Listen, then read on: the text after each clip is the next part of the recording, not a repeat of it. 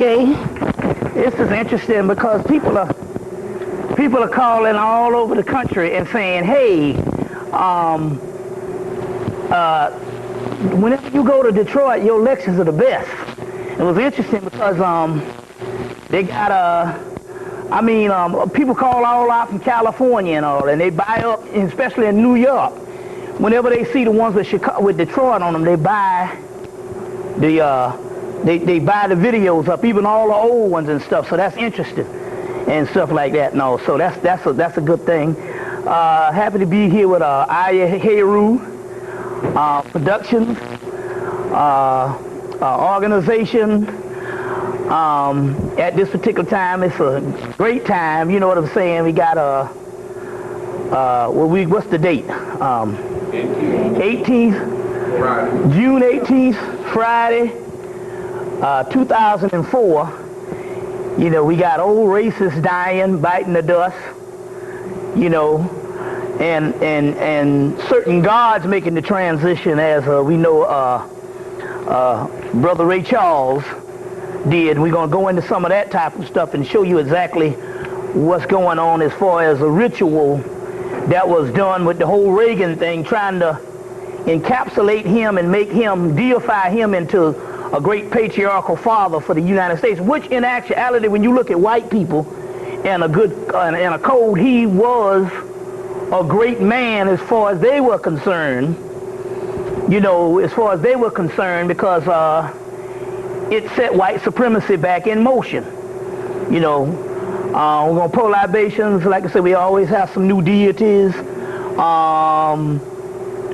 got a lot to cover because there's a lot of things that went on. A lot of things that, fortunately for this particular time, you know, all of the 1990s and stuff, all of this stuff was set to theory on what would happen and what we would like to happen to black people and what we would like to happen as far as our future. We are actually on the threshold of it, even though we might not know it. We're on the threshold of it, even when it comes to our own bodies and what's going down as far as the alchemical or the molecular structure, the human genome, all that stuff when it comes to our bodies. All of that is happening at this particular time. Take, for instance, go back and watch the movie Unbreakable, especially when it comes to conscious people. Unbreakable, 2000, Bruce Willis. That's a story about us, what we would return to as far as being unbreakable. And as of 2004, a lot of things now are set just based on dealing with the mind. So a lot of things you can bypass. Even Phil Valentine had made this observation that a whole lot of the vitamin thing is a hoax. White folks telling you that you need 1,000 vitamins, and that's just for them. Whereas with us, most of that particular stuff you can do with the mind. You know, with the mind, and all you got to do is just like cooking. You ever, when you got a whole lot of food in the house, it's hard to be creative. Soon as you get down to just a few items, there's something to come out of you. Well, what you got in the cabinet, you can make a meal better than what you can when you have a whole lot of food. Well, it's the same thing with the whole health thing. When you get to the point where you run out of, you don't have no vitamins or you don't have no medicine in the house that you need, you got a whole bunch of stuff. It's amazing how you can use your own mind to get rid of things and to heal yourself, all because you don't have that crutch. You see what I'm saying? In the medicine cabinet. We know that because we know that most of the people that stayed sick, like I had a grandmother and an aunt about a year apart, an aunt and a year apart, and they both died in their 80s. But it was interesting. My grandmother, being the school teacher, used to have a dresser drawer full of drugs in the particular aspect of prescription medicine. And her sister across the street, who used to teach school, but she had stopped teaching since I think her 30s or her 20s, and stuff, you know. She lived a much more humble lifestyle as far as finances. My grandmother was always more sick than she was. You see what I'm saying? Because the simple fact, because her life didn't consist of a whole lot of prescription medicine, she was never sick. So that means, for the mere fact that my grandmother had access to it and her sister didn't have access to it, my grandmother was always got something going on. Although she kept herself alive for another 20 years just off of goody powders. You know, it was interesting because in 1981, they went to the hospital and they said she had the heart of an 18-year-old. And they was all baffled. They wanted to have all kind of science come and probe her. And my mama said, shit, they don't know that's them goody powders.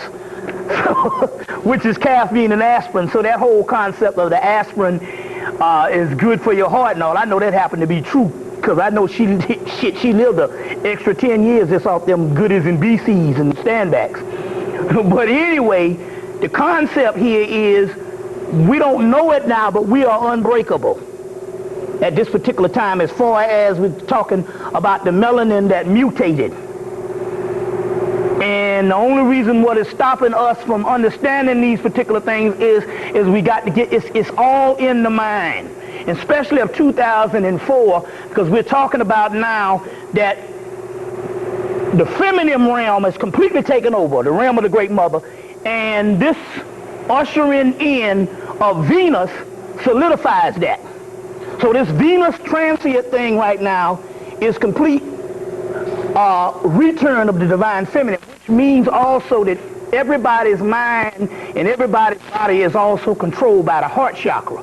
So what is happening here is that people are having shortcomings and failing is because they are not being true to self and not being, their heart is not in it, or they have undercurrent thoughts. And you can lie to some people, but you can't lie to the spirit. Yesterday the 3-digit was 666, and then in the morning at night it was 999. 666999. Wow, it's interesting. So we know that this realm that we are here in, so I'm saying this for the simple fact is, a person has been researching this stuff for years and did all this particular information, but all of the 90s and all of the time, because I've been doing this for about 13 years as far as lecturing. And all of the 90s, it was all a forecast of what was going to be in the future. You see what I'm saying? Now what we're talking about here is being on the verge of this thing coming in. And we're not talking about years off. We're talking about stuff that's happening right now, because that is crucial. That's the reason why they would have that procession of Ronald Reagan that was bigger than anything we've seen. You see, and white folks, I mean, literally, this thing was fit for royalty. And that was all the ritual that is going down at the particular time. It's all key. Certain things you got to revisit, even with the Iraqi war. Go get George Orwell. We're going to do a lot of tapes and stuff you got to go back and get. Get George Orwell 1984, the one that was made in 1984. Because there was one in George Orwell 1984. The book came out in 1948, and I think the movie came out in 48. But then there was one that was made in 1984 that was Richard Burton's last movie right before he died. I think he died a month after it was finished. That's the one, because the mystery here is, for the mind control to take over, there has to be a war constantly going on. The war must never end. And as you see, they're calling more and more troops. They're getting ready to reinstate the draft. The war has to go on. They're saying it in so many words. If you get George Orwell 1984, as long as there is a war going on, you can get people to stoop and do anything you want them to do. You see what I'm saying? As long as the war is going on, even if the war is propaganda. That's why it's crucial that you get that movie, because the simple fact is, it's very hard to find. Now you can go to the Blockbuster and get it it on VHS. I don't know if they got it on DVD, but you can get it on VHS and copy it. You see what I'm saying? But that's the movie. George Orwell was 1984, but the one that's done in 84 with Richard Burton. Because a lot of the stuff that's going on, there's a war has to be going on at all times. And the threat of terrorism, that whole thing, we're going to go into some aspects of that in a few minutes. We got a lot of stuff to cover. Ironically, if you haven't seen this, I'll show you these pictures and stuff. And We might be able to get some of these tomorrow for sale. A few people, I sent a few of them up here. This is a picture from I sent a few up to Detroit a couple of months ago. This is a picture of a guy by the name of Charles Henry Joseph. He went to Africa in 1848 to do this picture of a Sudanese king in 1848. When he got down to do this particular picture of this brother, he saw this African beauty that he was so smitten by. He came back about 5 years later, I think it was 1851, and did this and called it Afrikan Venus. Let me put this on the tape. Call it Afrikan Venus. We gonna do some of these tomorrow? Yeah. Okay. So, call it Afrikan Venus. Anyway, I went to the name of the museum. I went to the museum, the Walters Art Gallery in Baltimore, Maryland. And I went there in October, I think November the 1st. November the 1st or the 31st. When I walked in, the Spirit told me, come over here and get this brochure. And when I got a little small brochure, I saw this particular picture of this particular woman. And after the exhibit, I had to go in and look for her, and I found this particular woman. So she literally called me in and in so many words. And so when I got the channel on, it said, black people need to see this. Because the first thing was, there was an argument going on in the early 1990s on whether dreadlocks originated in Africa or whether it originated in the Caribbean. The argument with some of the Afrocentrists that was so firm in Egypt was that the black boys wore dreadlocks to the age of 9 or something, and then they cut them. But dreadlocks was not an African thing, and in so many words, they had this big argument going on. I think they even had arguments going on at Morehouse College and stuff on whether it originated in Africa. As you can see, this picture there's no shadow of a doubt. You see, that dreadlocks originated in Africa, and even the brother has them on. If he didn't have this thing covering his head, he even has the dreadlocks. I want to put that, yeah. But this particular picture proves that it originated in Africa. Now, it's interesting because this woman literally, I got it from when we walked in the museum, there was a little brochure, and I just went over and I didn't know what it was. It was just a brochure, and I picked it up, and on the inside of the brochure was the picture. So it was a spirit thing, and as a result, people who got the picture, it's been talking to some people. One girl got a Xerox copy off of a fax. Somebody sent her a black and white, and the spirit was talking to her. Now, they call it the Afrikan Venus, but as we know, the whole thing went down with Venus, last week? Venus, the transient, where Venus lined up with the earth and the sun last week. So this is this Afrikan Venus, which is the goddess Hathor.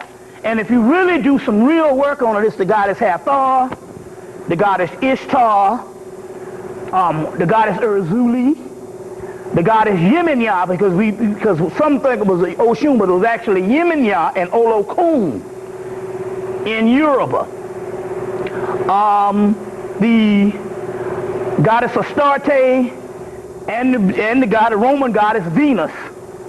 The Roman goddess Venus and the goddess Aset.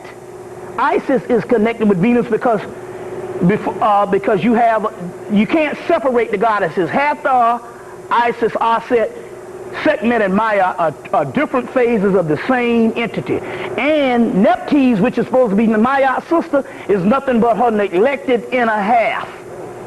So the goddess Inanna, all these are connected with this particular planet Venus and the star Sirius. So the solar aspect, which would be the sun or the star, would be the star Sirius. But the planetary aspect of the goddess love is the planet Venus. Now, out of all those planets that we talk about in the solar system, you only have that one that is feminine. Because you got Mercury, Jupiter is the father of the gods, you got Saturn. Saturn can go back and forth, but most of Saturn is still connected with a male deity, but in the Kabbalistic aspect, Saturn is also connected as a feminine principle. But in traditional aspect, the goddess Venus, Venus is always the feminine planet. Now this is very crucial. I'm going to pour libation in a few minutes. It's very crucial because in some way, this is why a lot of the masculine, even in the Afrocentric or the black conscious or the black community period, this is why a lot of your masculine figures have either retired or killed or being on lockdown, like they gave your boy 130 years, Dr. York. So on one aspect, if there was a spiritual aspect that they had aligned with, there would be no way that the government or anybody could kill them or suggest they retire or either lock them up. That means that when the World Trade Center fell, if you look at the tarot card, because you know the tarot coming out of Hemmitt, in Crawley's tarot, he had the Book of Thoth, which is very hard to understand. Crawley was half crazy, and he wrote a certain way. This particular book by Lon Milo Duquette that just came out, I think, in March, is Understanding Crawley's Tarot, which is really breaks it down precisely.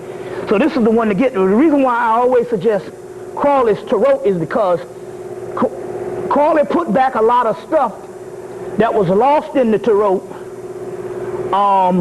by them just going and just reprinting and doing things certain over a 700-year period. After the Moors introduced the Tarot system, a lot of stuff was lost. Crawley was able to put back a lot of the iconology and a lot of the symbology of the Tarot in the Book of Thoth because of the channelings of the god Awas, and also his mentor Gerald Massey, which he mentions in the Book of Thoth faintly. You know, he mentions Gerald Massey, and his latest on his student Kenneth Grant said that Crawley was more indebted to Gerald Massey than he put in the Book of Thoth, and in the book The Magic he quotes a little thing as far as his bibliography said, read Gerald Massey. So a lot of the iconology that Gerald Massey gave up, Crawley put back into the Tarot deck. So his is one of the most advanced. Unfortunately, this book was written the last book of his life, 1947. Crawley was already neurotic, so the book is kind of hard to understand. This particular one by Lon Milo Duquette is called Understanding Aleister Crowley's Thoth Tarot. So I recommend this particular book.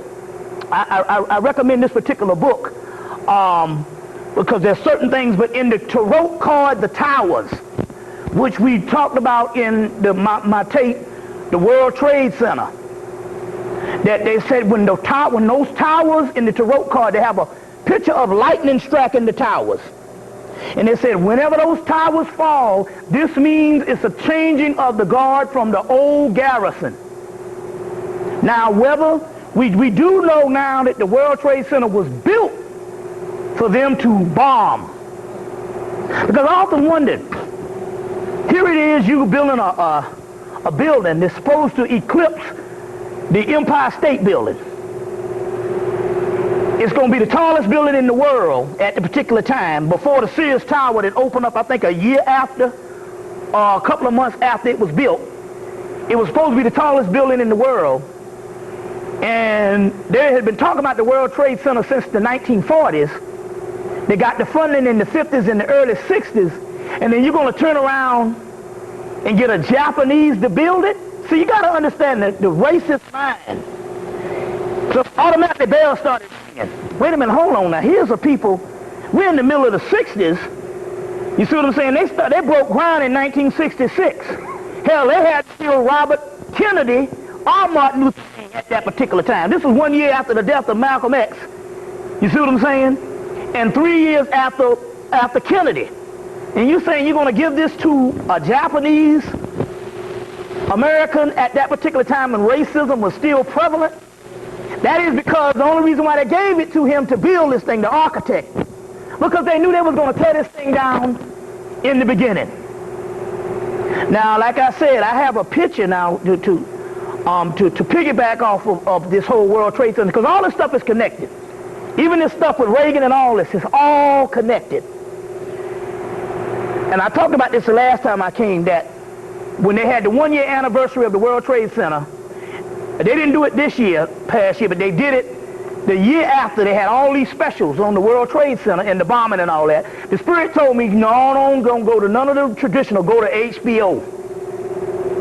And go to HBO, because HBO will show something that the other ones don't have. And they had a clear, panoramic, widescreen version of the World Trade Center being hit. Which means if it was not scheduled to be hit, that means the only kind of type of imagery you got is amateur. Usually shaky, usually grainy. But you wouldn't have no cinematography type of view of the World Trade Center, not unless you knew it was going to be it. You see? And they showed this thing and all, because we don't catch on to nothing. First of all, HBO is owned by a group out of England, which just goes to prove that all of this stuff is run by the British, including the first Revolutionary War. Now, how the hell 9 people gonna beat the British Empire? About 9 damn people coming out of some woods, supposed to beat the British Empire. You see what I'm saying? And they had one of the greatest naval fleets in the world, and they're supposed to beat them. That particular Revolutionary War was the same fake stuff that's going on in Iraq, World War II, Korea, all of that. War has been manufactured for the last 200 years. You see what I'm saying? So this whole, which means in actuality, we're nothing but a province or a colony of Britain. Now I say that to give you a deeper insight of what's going on in the whole Iraqi war. But the key here is, Crawley mentions in the tarot card of the Book of Thoth that there will be a changing of the guard. And he said, whenever this tarot card, when you see this tarot card called the Towers, and it has 2 lightning striking it, that means the old garrison given over to the new garrison. The changing of the guard, which is very key, because it all goes back down to what also happened with this whole deification of Reagan, one of the greatest racists ever known. You see what I'm saying? At this particular time. I'm going to pour some libations right quick, and so we can get in this, because we got a lot to cover. Which is very interesting here, because we always are dealing with warfare. Now, to understand warfare, you got to understand what is going on there. If whatever is going on in that Iraq is fake, that means there's always got to be something spiritual going on. If we know that they manufactured this war, then that means, then what is the purpose or what is the motive? That means if they're manufacturing something, that means there's got to be something spiritual that they're also fighting. Now, very interesting. In looking, and we've said before, they will have you do anything political, and they will have you do anything economical. They'll have you do anything but to go back to your original science, which was your magic, which was your alchemical aspect of how you moved in Africa, the Nile, Mesopotamia, all that stuff, which we call Northeast Africa, this whole Mesopotamian thing. But the mystery here is, if there's a physical warfare, there has to be a spiritual warfare. Okay. They have airplanes, they have all types of new tanks, they have all this weaponry. That means we must look for devices of our warfare. Now, we know that in the papyruses, especially if you get 2 books, nobody likes Budge, but everybody depends on Budge. Not for whatever, but Budge had access to the whole British Museum for years. So even everybody, even Dr. Ben, all the scholars, you very seldom see anybody who don't use Budge, although Budge didn't understand a lot of stuff, but he just translated a lot, but you can still use the translations. That's why 2 books is very key. I would suggest, if it's still in print, From Fetish to Gods of Ancient Egypt, which is his last book in 1935, after Budge admitted that Egyptian culture was primary African, and the Egyptian people was primary African. His last book in 1935 was From Fetish to God in Ancient Egypt. And it is a book that I have relied on for the last 13 years. It's an excellent book. Dr. Charles Finch used the book a lot. Used the book. Or a smaller book called The Legends of the Gods in Ancient Egypt. If you get the From Fetish to God in Ancient Egypt, you're getting 3 times as much text, and you get in the back part of the book is the complete legend of the God. So I suggest get the From Fetish to God in Ancient Egypt, because we're dealing with warfare. There's a serious text in there called The Legend of Heru and the Winged Disc of Edfu. The Legend of Heru and the Winged Disc of Edfu, which is equivalent to the Iraqi war and the European powers. Here's a text that's talking about our powers, whereas in the book of the law they say, I will give you a war engine. So if anybody says, well, I don't want to deal with all that old crazy spooky stuff, why is it that in that text, if you say you don't believe in Kemet, then why are you not believing in the text? Where in the text, if you say, oh, you know, I don't deal with nothing but history, I don't deal, that's some crazy hocus pocus stuff, but why don't you read the text? Well, there's a whole text. We must explain this text. Why is there this text about the legend of Winged Disc of Edfu? Which means this is dealing with a certain amount of power, but it depends on how you access it. And I'll explain that in a few minutes. But dealing with that, you need to get 2 books. Osiris 1 and 2 by Budge. Osiris, Egyptian Resurrection, book 1 and book 2. Very serious book, because this one brother did deep studies, including Dr. Ben Finch and all. They used those particular books by Budge, Osiris, Egyptian Resurrection. And in those books, in during Christmas of this 2003, I went back in and started studying those books, and those books have an entire regiment of ships. They call them boats, or they call them vessels, they call them ships. In that particular book, there's a lineup of boats or ships. Now, what this means is we're talking about something spiritual here that's on the flip side of what we're dealing with this white man power and him still jacking off as being so, you know what I'm saying, so great. In there, there's a whole lineup of ships. The Mayatek boat, the Sektek boat, the Seka boat, the Hinu boat, the Horus boat, the Aturki boat, the Hin boat, the Af boat, the Hinbu boat, the Ra boat, the Antu boat, the Mut boat, the Osiris boat, the Isis boat. What we want to do is we want to get a list of these ships. These are things that you can call out at this particular time for protection and for power. Because these boats are not physical. That is the whole thing that's going on here. We're going to go into some of that. But these boats are indicating, if you break it down back to your body, it's indicating not only stuff that you can actually see in the ether, but something that is on the inside of you. You see, and it's in there, these particular boats throughout those Budge's resurrection, and the text coming from fetish to God. Now this is very key on warfare that we're dealing with here. We are so close in a particular aspect of things are working, whereas I can testify to this. Like I said, what was a lot of research and scholarship that was a projection on what would happen and what could happen, and theories became reality. You see, became reality. And so all of a sudden, these particular boats, this is power, and we'll name them again, and you can write these particular boats or these particular ships down.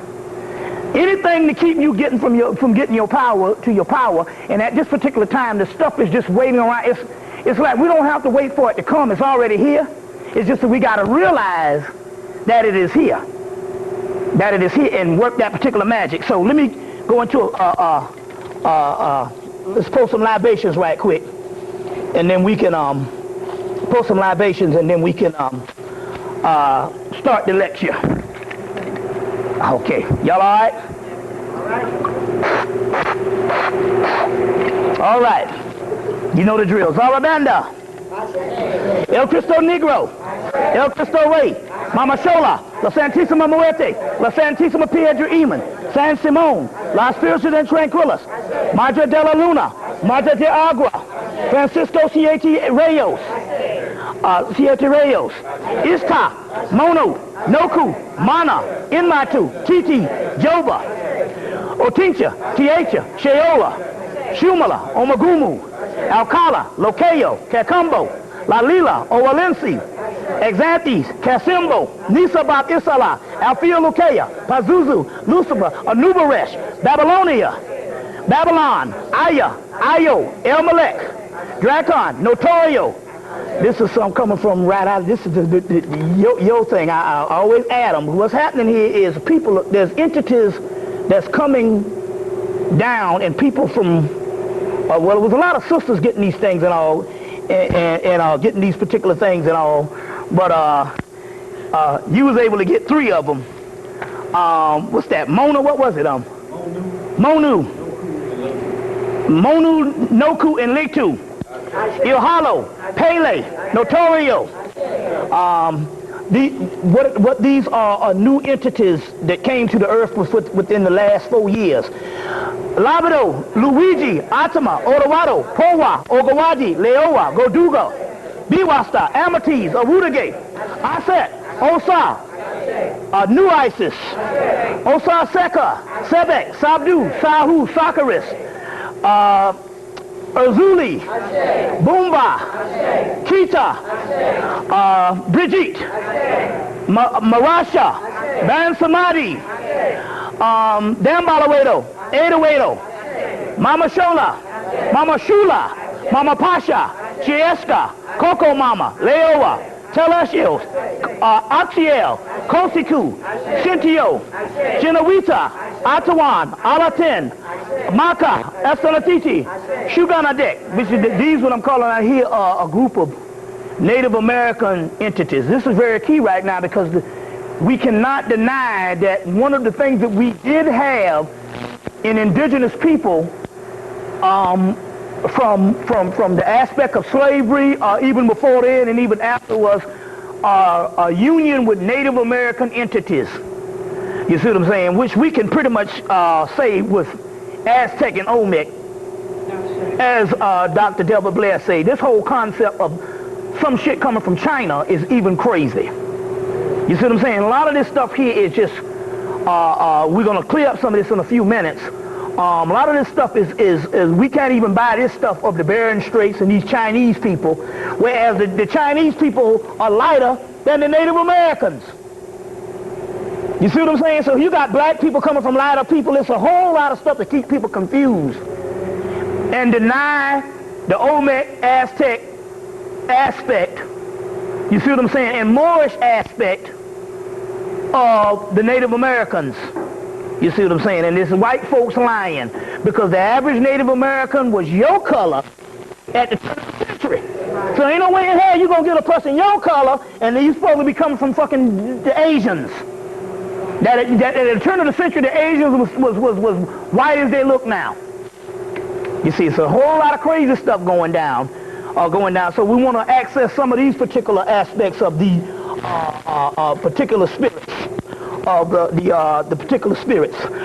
Soot Nasses, Soot Nubit, Newt, Hadit, Rahar Tuit, Apit, Apep, Anubaresh, Anubis, Anpu, Kanum, Kanununum, Lamat, Lamb, Lamitu,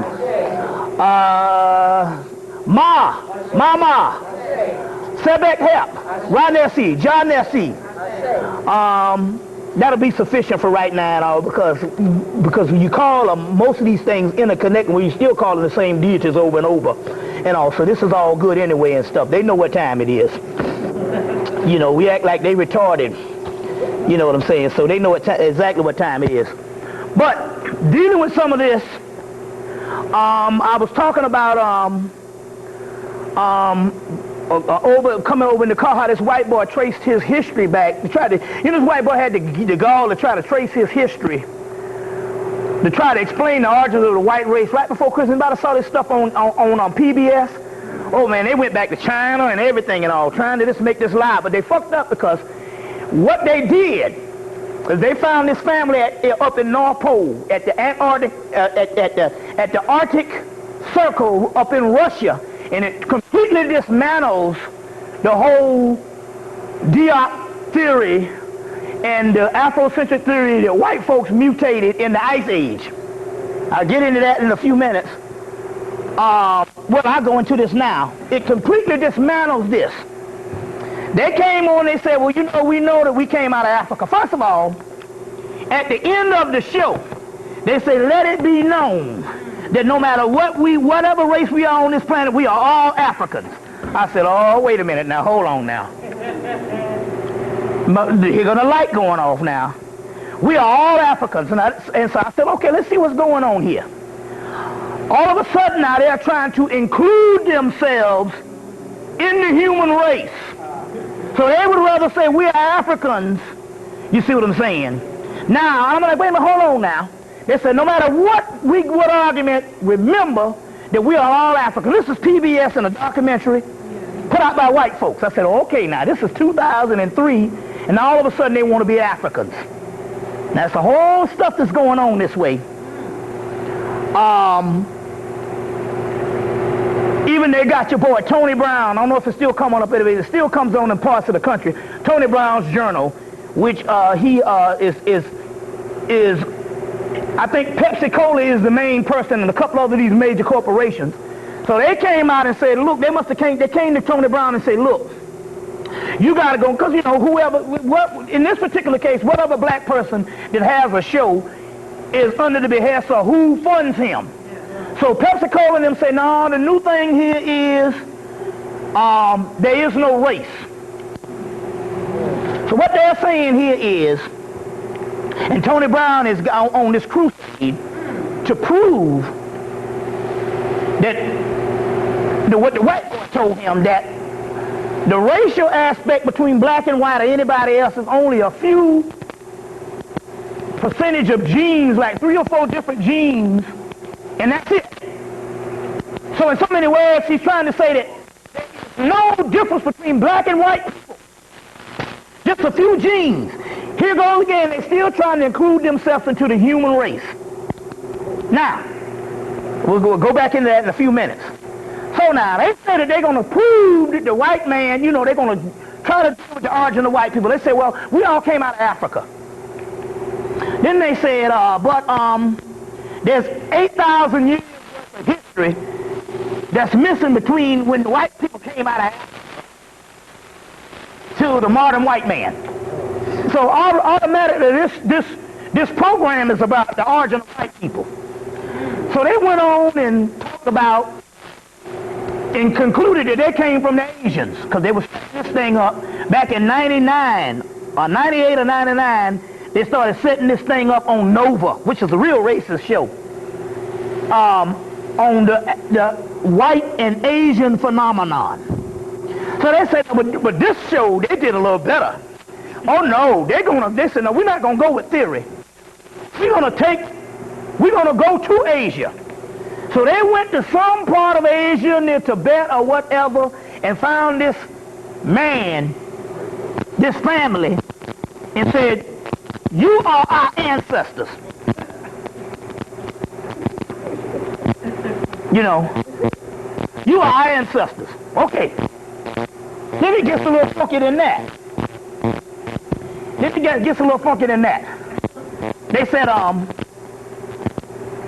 said, what we want to do, they said, well, how are we going to trace the white folks, they went up to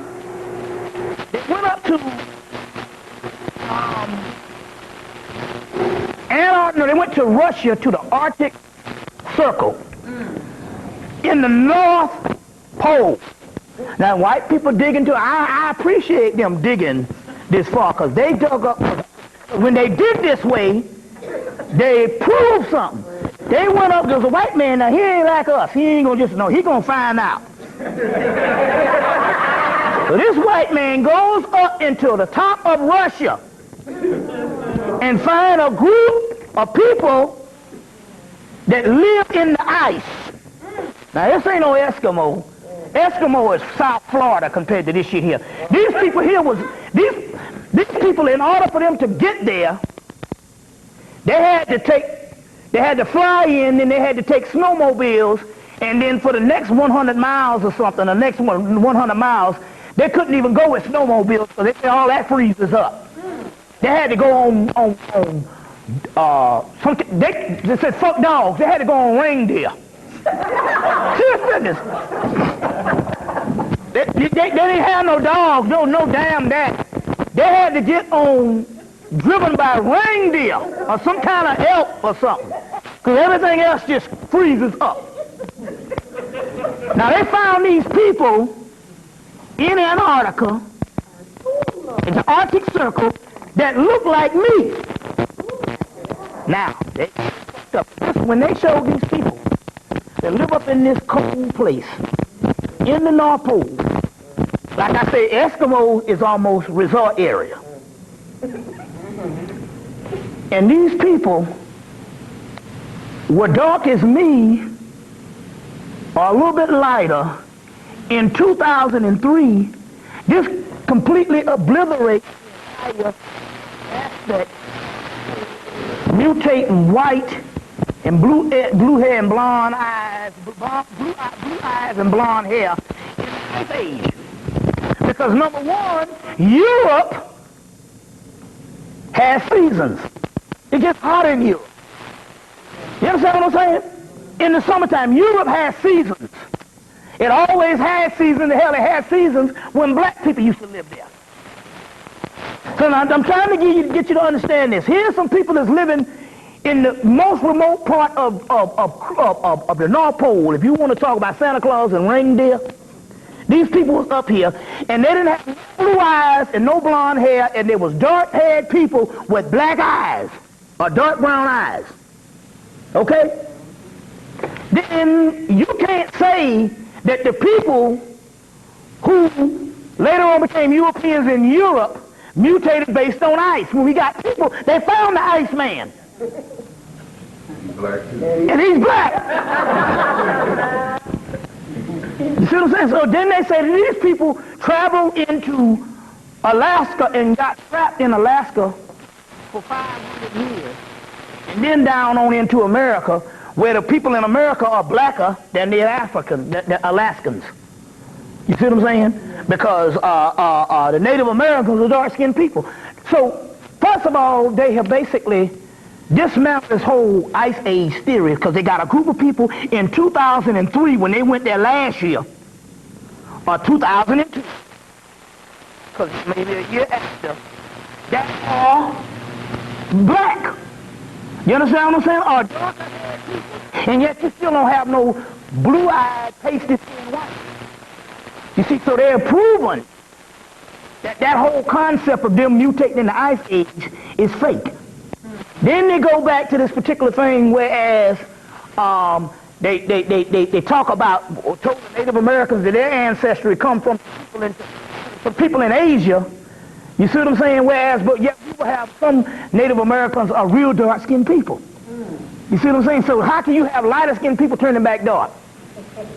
So the whole thing is a group of lies, but number one, it is to encapsulate them into the human race, because they kept saying at the end of the program that we are all Africans. Now they got your boy, he even found a black scholar, Tony Brown, that say that in actuality, this whole concept of race don't exist. That based on genetics, that black people and white people are the same. You see what I'm saying? Yet, I looked at Russell J. Reeder's book, and it had over 30 pages of bibliography alone with hundreds and hundreds of research labs, books, and different things that they're doing on melanin alone, and yet we're supposed to be all different. We're supposed to be the same. Now, Sister Fanny pointed out that, let me get the statistics right to put on the tape, that you said it was, what was it? Yeah, I ran across 15 to 20,000 different papers. 20,000 different articles, summaries, papers, pigment cell research, and pigment cell research. Melanin, melatonin, 20-something thousand, and they say that's in 1 year alone. It's just in 1 year. They say because the next year it's got to change because melanin changes. So these white folks got 20,000 articles on melanin research, and that's and skin, pigment, and all of that in 1 year. The next year, they got to put up something new because the melanin changes year to year. You could pull it out all over the world like they had as far as, I could have even got the papers from Russia, but I couldn't use Russia. It's just so much. When I looked at the Russell J. Reeder book, melatonin, your body's own wonder drug, and in the back of that book, they had 30 pages of just bibliography alone with research labs. That means that 98% of all research is melanin research. And yet we're supposed to be all one race. You see what I'm saying? The key here is to get black people to believe that foolishness. The fact now here is white people are trying hard to be African. You see what I'm saying? Are trying hard to be Africans. Now, the whole concept here, well, if they want to call themselves Africans, fine. The point I'm trying to make here, what is the motive behind them doing this? Because remember now, they know things long before we do. You see what I'm saying? They know things long before we do. Based on what is happening, that all of a sudden you're going to have black folks, even had Oprah with this foolishness. Yeah, they say when they deal with race, it's only a few cells that separate us. Bullshit. You see? But the concept here is, what is the motive? That you, all of a sudden, spend your whole life hating Africans. Then all of a sudden, you want to be African. You know what I'm saying? Or you want to be anything. They want to be Asian. Hell, they dropped the bomb on Asia 50 years ago. Now they want to be Asian because they're trying to incorporate themselves within this human race or this particular human genome, which they went to. I might have talked about this the last time, and they went to they went over to Harvard University. Harvard University is the black Harvard University. They're doing more on human genome research than anybody in the country.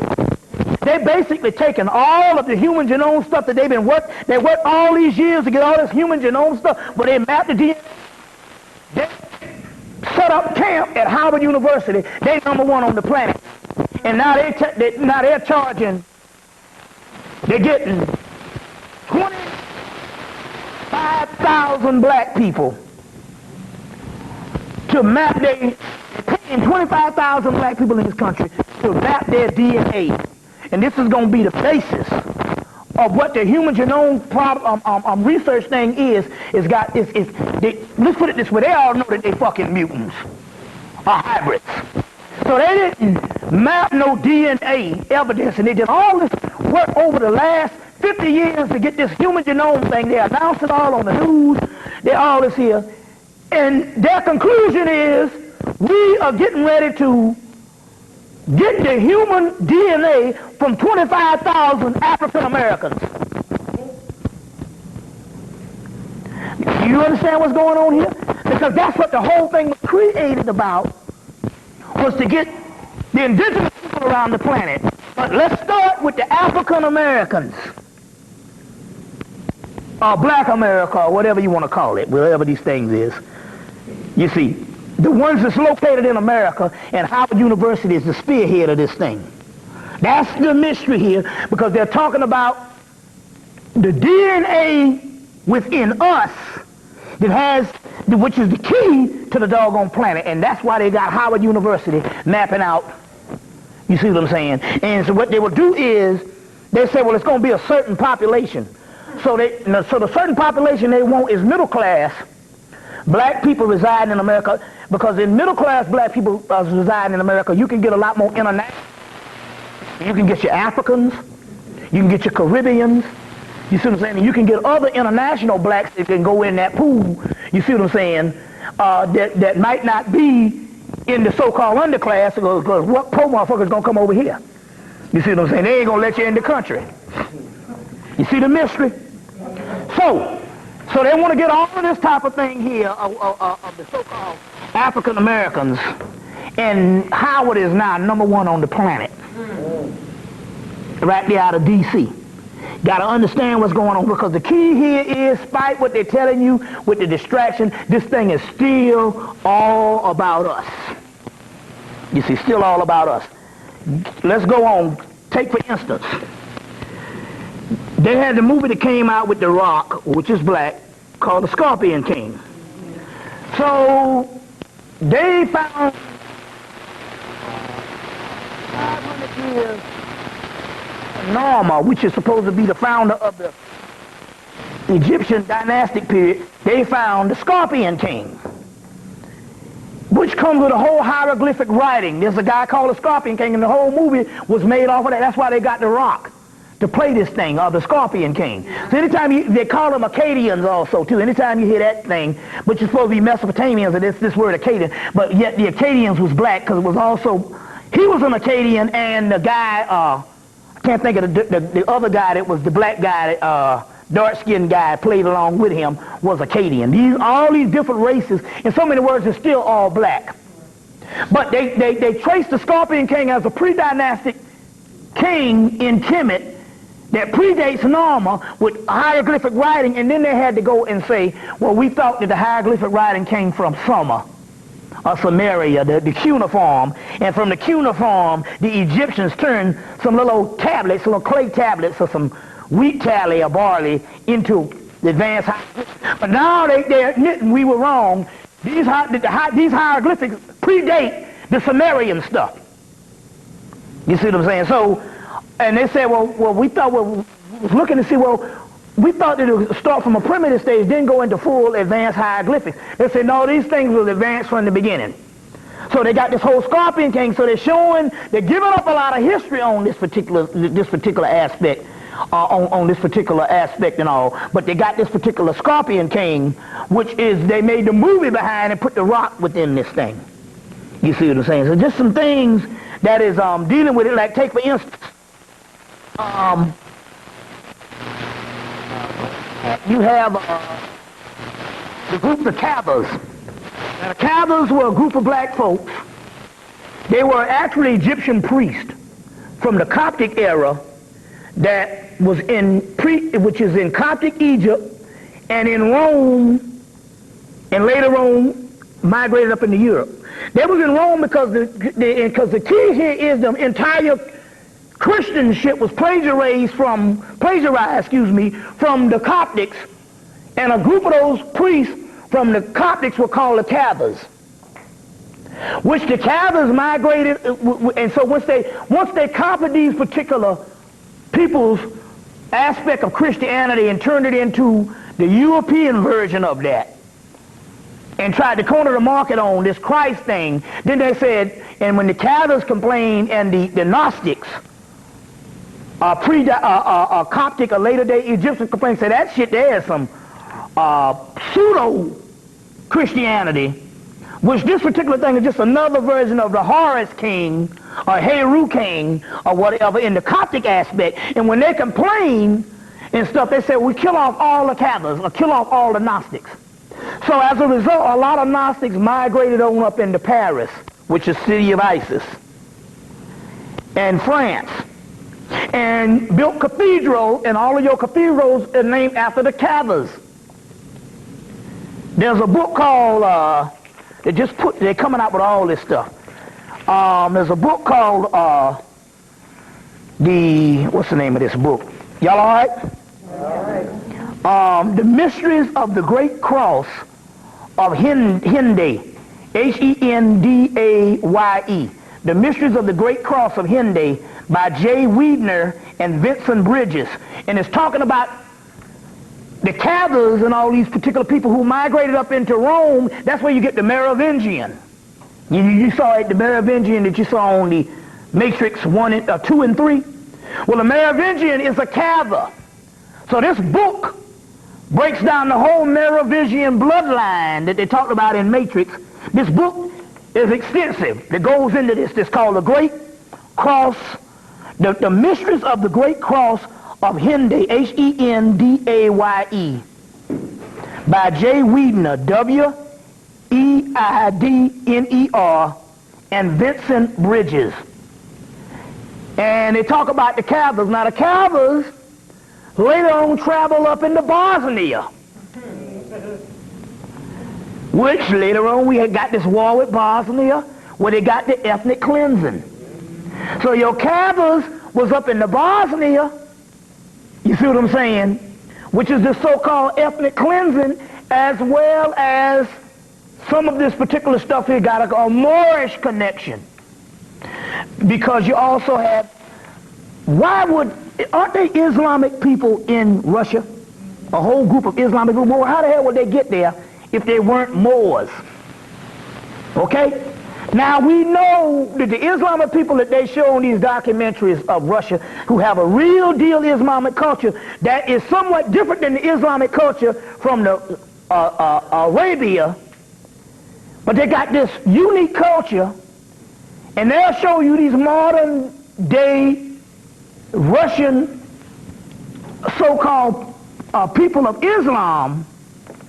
The mystery here is they show you the modern day because they wouldn't show you this in the 1940s, the 1930s, and the 1920s, because at that particular time they were all black. Now remember, your boy Joseph Stalin, how many million he killed? He killed 100 million. Now, think about this, because we're talking about ethnic cleansing. You can't have one man decide to kill 100 million. See, you can kill 100 million of another race or another group of people outside of your country. But if you just said, if Bush just came up and say, tell the army to go in and kill 100 million Americans, you see what I'm saying? The government would be overthrown in a matter of a day. You understand where I'm coming from? The concept here, the reason why they could kill 100 million of their own people, because it was ethnic cleansing. They was killing 100 million of anywhere from black people to so-called different racial makeup that was in Russia. Now remember your boy, what's his name, Patton.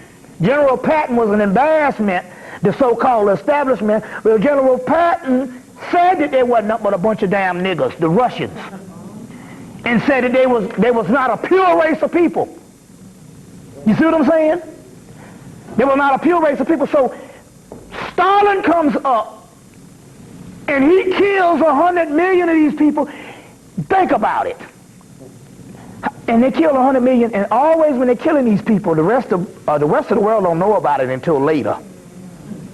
You see what I'm saying? So they kill 100 million of these people. This is nothing but ethnic cleansing of the original black people. You see what I'm saying? That was up in there. And we see the later aspect of that same thing. Bosnia was inhabited by the Cathars, where you get the word cathedral, which is these black Egyptian priests, which was called the Merovingians. That's why he wore the black. He wore black and he wore red in the movie The Matrix 2. Anybody saw The Matrix 2? And The Matrix 2, he wore black and red, right? Well, if you go to the Super Bowl this past February, Janet Jackson had on black and she had on red. You see, those are a certain amount of colors. Now, this whole concept that would happen with the Super Bowl was, in 2000 or 99, one of the two, they were scared out of their mind because they really didn't know whether they would be here. See, they get arrogant when they wake up And see, the beautiful part about it, when they monitor black people, and black people are so fucking savage now, till it makes the white man arrogant. He feels that no way can I be unseated because these niggas out here done lost their damn mind. Because he ain't getting nothing from us. And the conscious people are damn near hidden. The mystery here is, in 1999, I think it was 99, he was very afraid. So what they did was, in that Super Bowl, they installed the black goddess. They had Tina Turner come out, represents the old Venus. So there's two Venus. There's an old Venus and a new Venus. This is very key, all the stuff we're talking about right now. So she came out and did her little dance, and then they had all the white folks in between the show, and then at the end they had Toni Braxton rise up out of the stage with this long flowing white, and she represented Mayat. Since then, they're going near Venus at this particular time. They're very arrogant. They done went to war, you see what I'm saying, and kicked people in the behind. And this is the year later, and they're very arrogant. They say, but even in the ritual, they say, we must undo what we did. So as a result, this time, they strip her down, and the pulling off the breast is the same thing, or pulling off the clothes is the same thing when they used to rape black women in slavery and in Jim Crow and different things like that. The first thing you do is you rip off the clothes. And how you do it, you get one of the rising stars, a white boy, no talent. You see what I'm saying? Because see, there's one guy, there's always, they say, we don't want another Michael Jackson. So they got one guy that has all the talent, which is Usher, same age. And he's the true talent. Can dance, can sing, can do all the stuff. The white boy can't do nothing. So this guy, what's his name? Justin Timberlake. You see, so they bring him out, and he represents the new, or the extension of this white race still stealing people's shit. Right. And he rips off her breast. You see what I'm saying? It was all staged. They even got this fool in on it, because it was all set up. And she does this. Then they don't invite her to the Grammys the next week until like the day of it. By that time she declined. But they invite the white boy. Now here it is. She's standing up there, and the white boy pulls off her. See, if you say the concept of this, if it was a mistake and a malfunction of the suit, which we know it wasn't, then she should be allowed to go to the Grammys as well as the white boy that they didn't deny going to the Grammys. Okay, if it was by design, that means you got to tell the white boy that he's not welcome. Not only does the white boy go to the Grammys, the white boy comes, he is the structure of the Grammys with an all-black band behind him. And the woman gets on stage and say Justin Timberlake is becoming a bit of a soul man. So all this is a great ritual to put the black woman back in her place, because this whole Venus thing is coming up. There's a whole lot of energy in this Mayatian year, which we'll go into in a few minutes. You see, but she had on the black and red. You see. She had on the black and red, and all this stuff was staged, and all of this is a big ritual. You see, doing what? Black History Month. Was that the start of Black History Month? Yeah. The start of Black History Month. At the same time, it was what, the 200-year anniversary? Was the 200-year anniversary of the Haiti Revolution? Yeah, the 200-year anniversary of the Haitian Revolution. All that stuff coincides. You see, so they go up in the Haiti and got this whole thing that's going on. Kick Aristide out. The man that they put in 10 years before. You see what I'm saying? Which is all, anybody up in there is puppets. But the whole concept here is based on ritual. This is based on ritual. So the 200-year anniversary of the Haitian Revolution, all this stuff is going on at the same time. Going on at the same time as going down, and all this is a great ritual. What's that? What about that cross she had hanging from her feet? She had a cross? Oh, well, see, I know it's some of everything. I mean, you know, the whole concept here, and you got to get a Jackson, because to them that's still a raw bloodline. Despite what Michael Jackson rip off his melanin, that's a raw bloodline. You see what I'm saying? So it's got to be a Jackson. You see what I'm saying? And she represents, she's the last of the Jacksons. She's the baby. You see what I'm saying? What's that? Mm-hmm.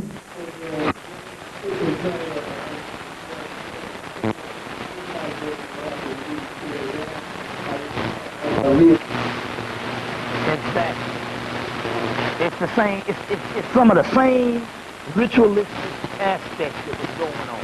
Now, number one, her breasts come out, what they're saying, number one, there's nothing bigger in the United States than the Super Bowl. No, they say that the Super Bowl is the biggest event in the world. Because with all that Stanley, all that, the soccer is internationally big, but America ain't into soccer at all. The biggest event in the world is the Super Bowl. There's nothing, they did a calculation, they said there's nothing bigger in the world than the Super Bowl. So for her breast to come out, what they say, 100 million people saw this thing? In prime time starts from 7 o'clock to 9 o'clock as far as prime time viewing. Her breast came out at 7:45 or something like that. You see, now it's interesting because your boy Arsenio Hall said no. He said we still, because he saw right through the old bull whether it was a malfunction. That was just her apology. He said, what is the impact of a black woman getting her breasts and her clothes ripped off as a symbolic aspect of rape on the world stage? And he said, no black people are complaining about this thing. What is the symbolic gesture that's going on? Arsenio Hall said, or the black woman. And I said, yeah, because it's the same thing that they used to do it's the same thing they used to do when they was raping them from slavery on up. It's a whole big ritual that's going on and stuff. And all of that stuff was symbolic. And all of it, a lot of stuff had to happen in Black History Month, and it all had to happen before the summer, the spring equinox, and before this Venus aspect of things. We're going to be dealing with a lot of the next 2 days. It gets even deeper than that. It gets even deeper than that. But it's very key that this whole thing that went down at that particular time, and it's all coinciding. I'm going to get back in that in a few minutes. I'm going to get back that in a few minutes. I want to do one thing right quick. I've been lecturing for 13 years. I've been basically doing the research about 16 years. I started lecturing about 13 years. I went to D.C. I was called to D.C. to meet a sister that was later on named Babylonia. It came Babylon and it came Babylonia. That's one event that I had to meet a certain entity and a sister called Babylonia that I've been knowing for years, but since the Million Woman March, but this entity came through her at the first of the year. The other thing, I traveled to D.C. to meet a brother about the same age, and the same time I was doing research with all that I was doing during the lecture. This brother was completing a book.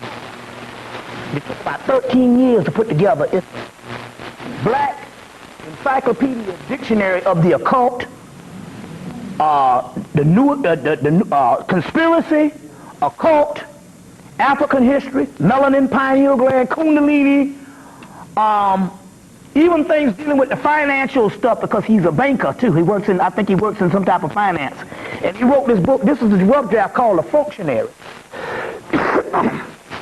This book, I think this one is 400 or close to 500 pages. A book, because this is the first draft. I think the one he got another extra 100 pages. This is a book called The Functionary.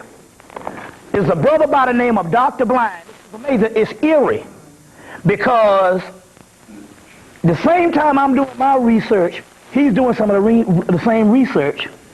This brother comes to my house and come to find out some of the same bibliography that I've been using over the years, he was using too, and his work was going into this particular book called The Functionary. And this book, you can look up anything, you can look up any kind of thing. He got stuff up in here on the pineal gland. He also got stuff up on here just like, a bitch is a person that will give anybody else booty except you. So in so many words, he said, you only call her a bitch because she won't sleep with you. So he's breaking down those old so-called stereotypes. Then it was, and then when he dealt with love, and I got he dealt with love, and I got a take on the mysteries of love, and he dealt with love, and yet the definitions of love went into almost 2 or 3 pages and highly metaphysical stuff. And so I'm introducing this book. I'm gonna give you the guy's phone number to call. Number one, to give you the stuff, because I know in order for him to do this, he had to cut out the middleman, because he didn't want certain amount of publishers knowing that this stuff was put out as far as white publishers. And certain black publishers just wouldn't understand, because most of those are still on the historical level. You see, now this is like what happened with Wayne Chandler. He put out the Ancient Future, but the guy sat on it, what, about a year, because he didn't know what he had, because, you know, he didn't know what he had. And I think that the only reason why he got it published because Ivan Van Sertima wrote the introduction in that book, and then come to find out Ivan Van Sertima was into all this occult stuff. If you read the introduction to the Ancient Future. So anyway, this guy, he got a black publisher out of D.C., and so as a result, the book costs about $40. It's about 500 pages, but it's self-produced, and you know, as far as self-published. And you can come and you can look over this the next couple of days, but I want to give you the brother's number, and you can order the book. You can order the book. His stuff is and all, not only that, it is stuff. What he did a whole lot of flipping the words back with the English language and different things like that, and different codes and stuff, so you will know that they're talking one thing and telling you another thing. He's excellent at that, because he's got an extensive knowledge into the whole secret societies and all also too.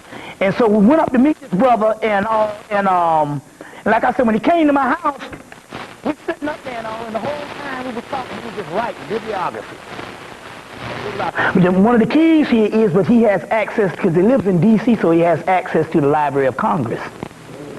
You see what I'm saying? So this is fine, and we telling people to get the book called The Functionary by Dr. Blind, B-L-Y-N-D, Ph.F., Professor Emeritus of University of Chocolate City. Now, it's interesting, because when I was at Benedict, which is supposed to be D.C., but D.C. is not Chocolate City anymore, but it's interesting, because when I was in South Carolina going to school at Benedict, he was right across going to school at the University of South Carolina at the same time I was at Benedict College. And it's interesting here, because he's from Orangeburg, South Carolina, and I'm from Mullins and all, and it's very eerie and stuff, and I'm like, wait a minute, this brother here, and so when he came to the house and all that, and he had a lot of the bibliography, I said, oh, so it's some spiritual stuff going. It's about like that aspect of Duke Ellington and your boy Billy Strayhorn. What they say was alter ego type thing that was going down. You get these kind of synchronicities that's going down with two people and stuff. This is excellent, and it's almost like a book that I was supposed to write. Nigga did it for me. The same kind of concept here, but I want to give you his phone number so that you can get this book. One brother bought the book, bought 9 of them, because it had that much stuff in it, in information. But it's B-L-Y-N-D, Dr. Blind. Let me give you his number, and you can just call him up on his cell phone and get it yourself. It's called The Functionary. And just call the brother up and get the book. Let's see. His cell phone number is 240-447-6146. 240-447-6146. And I mean, and I mean, he has stuff in here on the pineal gland, melanin, Hemmitt, and all. Not only that too, he got rare. I mean, then he got, and then all of a sudden he'll put a rare picture of Dr. J up in here, and he got pictures of George Clinton up in here, and Hendrix, and stuff up in here. And because it's inspired by people. You know, he got a rare picture up in here. They show 2 pictures of Martin Luther King, but he will have the one today of Martin Luther King and Malcolm X that you don't see that much. You see what I'm saying? It's unbelievable the amount of science that's up in here and rare Parliament funkadelic aspects, as well as a aspect of glossary of P-Funk terminology, which he was saying all that stuff was metaphysical. So when we was talking, I said, well, where did you get this from? He said, no, nobody proved it. All them niggas got their shit from Philadelphia. All of them was inspired by him. Sun Ra. All of them. All of them. The sister Babylonia that I was talking about, she used to dance for Sun Ra, and she said that all them fools used to come to Philadelphia, and they all said to the Sun Ra. John Coltrane, he said even Bill Cosby and all these people, he said a lot of these people you see, they said Sun Ra died broke, obscurity. And when they would, and it's interesting about that because most of the time when Sun Ra would play, it'd be mostly white folks. The government also made sure that black people didn't get into Sun Ra. I'll make it available. There's a documentary on Sun Ra that came out in '93. I think a little right before his death, because he died in '93.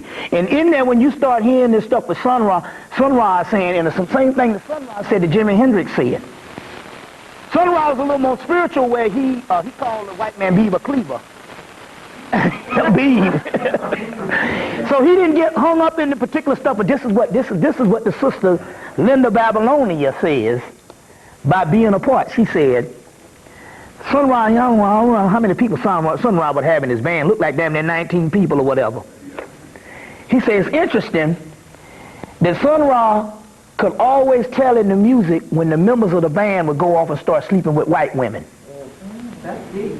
He said when they slept with white women, the music would come off, and Sun Ra was like, yo, you got to take a little break and come back when you get yourself together with that white woman. Whenever they would go off and sleep with Beaver Cleave, he could tell the music. He said the music would change. The brothers start playing different when they sleep with the white women. And had an he got a house in Philadelphia. It was an extensive Camite library. And on this particular tape, he said your religion has failed, your politics has failed. He said the only way out of this is through a certain sound. And so what they would do is they made sure that black people did not get with Sun Ra. But George Clinton and all of them got their stuff from Sun Ra. You see what I'm saying? And stuff like that. So, because when he met George Clinton, the brother Dr. Blind, that's what Dr. Blind, George Clinton said, yeah, we got it from Sun Ra. And there's another guy in here that's very key. What's the guy name? He's the one that did all of the artwork on the P-Funk and Parliament album covers. Very metaphysical. He went and met this brother. I think it was Pedro Bell. I think that's it. The brother now lives in Chicago and he's blind. He went blind, but he's very metaphysical. And so the experience, what we was dropping with the stuff that went down, and all this stuff keyed in, you need to get this particular functionary. I'll give you the number again, 240-447-6146. His name is Dr. Blind, and this is the functionary. This is very key. But I thought that they very interesting what the sister Linda Babylonia was saying about when Sun Ra said he could tell when they could go off with the white. He could tell in his music, which is interesting here because this is going back to the same concept which one of the brothers was saying to me, that when he was sleeping with that white girl, he was always sick. Was always sick. You see, his energy was always cut. Very key. And then we hear this from Sun Ra, and he's very spiritual, and he could tell the difference. You see what I'm saying? Very key at this particular time. All right, let's go on. Y'all all right? Okay. This is very interesting because just to show you how archetypes work. Archetypes are imagery that you would get at certain times. I've been out of basketball about damn near 10 years. I only watched the playoffs. I said, well, hell, there's too many damn games. I could tune in at the playoffs and watch the playoffs. But I really got out after Dr. J quit. That was it for me. Then it's interesting here. I'm watching a commercial, and all of a sudden I see a guy that looked like Dr. J with this big 1976 ABA fro from the Detroit Pistons. Where did he come from before the Pistons? Orlando. Huh? Orlando. Yeah, but he didn't wear the fro in Orlando. They say he wore it braided. Yeah. Now, it's interesting how imagery, because the same image of Dr. J with the big fro that I used to, when I got into the basketball and all that back in the day with Dr. J, when I saw these commercials and I saw a few pictures, I said, damn, that's Dr. J running. Then I realized it was this particular brother. It's just interesting how things was, and as a result, it single-handedly, because of an image, made me watch the damn playoffs in the championship. And believe me, when I looked at it that way and I saw that Dr. J image, you best believe that some of that has a lot to do with why they won, too. You see what I'm saying? It's everything.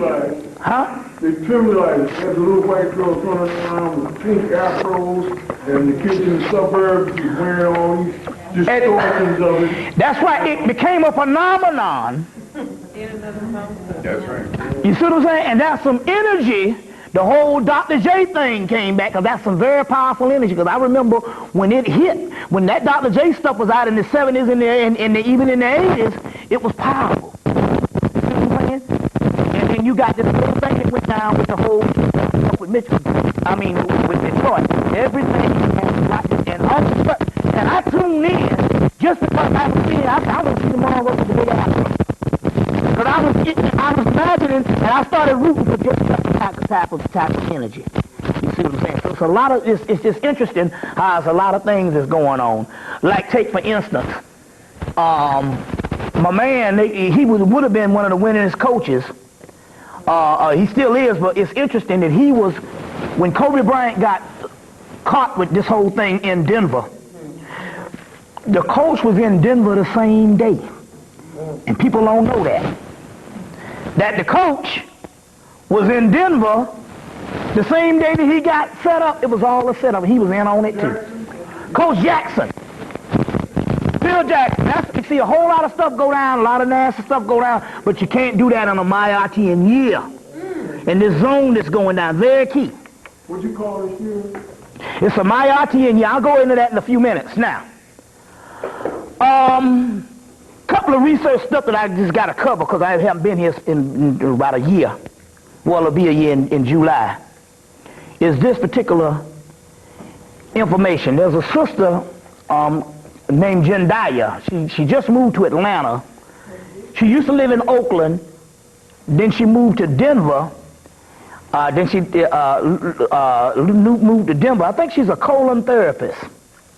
Anyway, she gets into a whole lot of health stuff.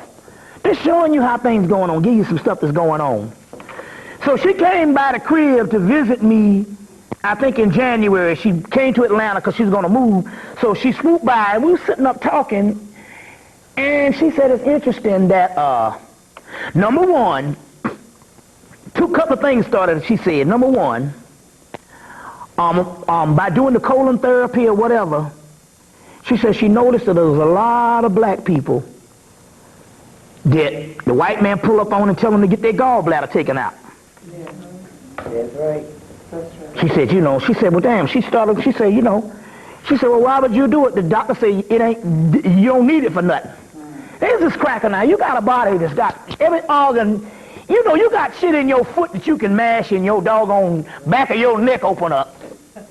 You got things, every part of your body is made for something. And yet, the cracker gonna tell them that you ain't got no purpose for it. But yet she said it was dozens of black people coming to her, and all of them had their gallbladder taken out, and wasn't nothing wrong with it. The doctor just automatically does it. Now, we do know alchemy. We do know something called the Philosopher's Stone. And we do know something, the Philosopher's Stone is the ultimate aspect of the combination of melanin. But alchemy even in the book of Revelation in your Bible, there's several stones, and the whole Egyptian science is based on the science of stones, the science of precious metals, both in the universe, outside of the universe, on the earth, and inside of your body. Well, why is it all of a sudden you get something that makes gallstones, and although that might be painful or whatever, for the mere fact it can make a stone means that this particular aspect of the gallbladder has something key to do with melanin. It has something key to do with the function of the black body, and they're ripping these damn things out. Yes, they are. See what I'm saying?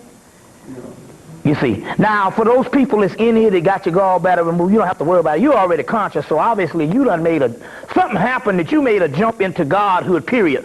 You say, well, how do you know? Well, just look at all the people who ain't conscious, so you don't need to be worrying about nothing. But it's just interesting how she started noticing how, and all these people, she asked the question, well, was anything wrong? No. This is doctor said I didn't need it. See what I'm saying? Okay, let's go on.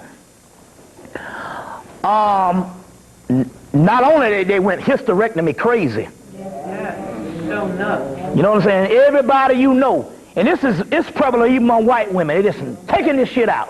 But with us, it's got something to do with the mysteries of the womb, and they got to snatch that shit out. Now, so she said that they had found out that people with sickle cell, because now you got a major influx of Africans who didn't have sickle cell.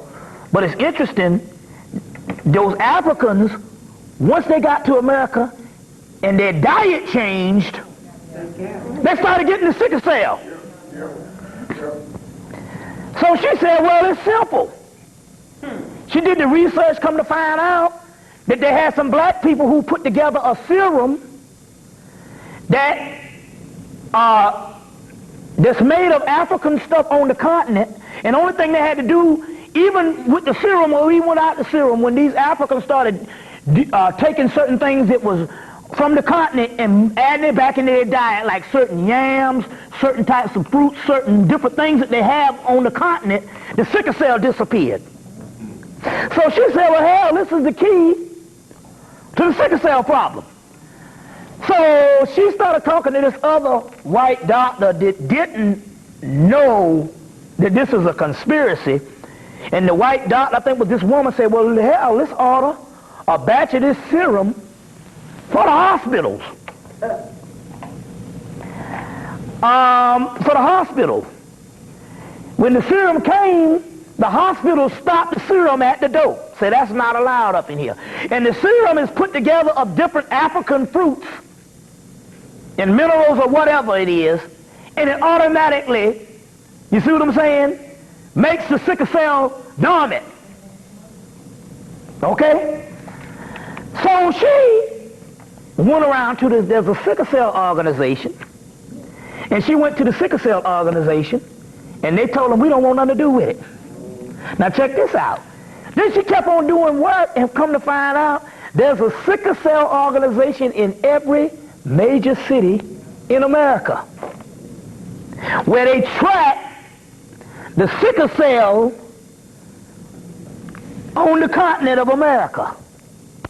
Which goes back to say that this whole sickle cell thing has got a key to melanin so much that they would put it in the movie Blade, where she cured the vampirism with the sickle cell thing.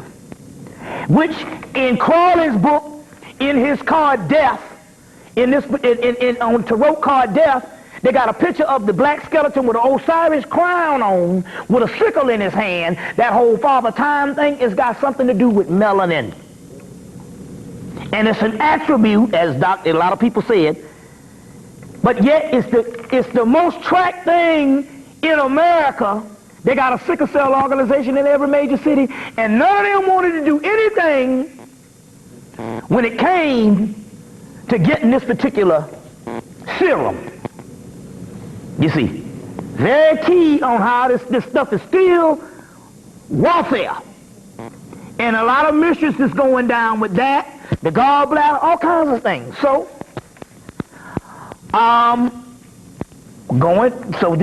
this Christmas, two things happened. My mother got in a car wreck in 2002. This is this Unbreakable. Go back and get the movie Unbreakable, because the people on a very advanced level, right now you are unbreakable. And there's one key about the particular movie. There's a picture of Samuel L. Jackson is talking to Bruce Willis because he's in the movie.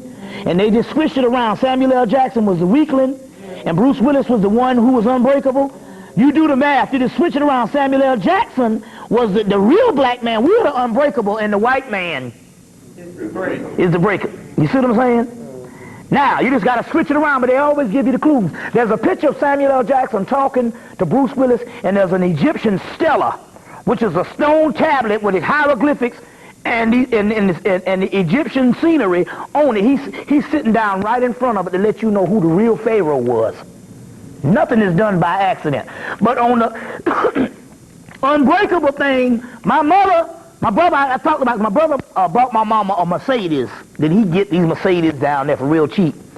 He got a Mercedes for like $3,000 and stuff. They took shit down to mother. She riding around town, cruising and shit. You know, leaning and doing the gangster lean in her damn Mercedes. And my mom, and a car came and hit my mom, and I think wasn't nothing left but the fucking chair, the car seat.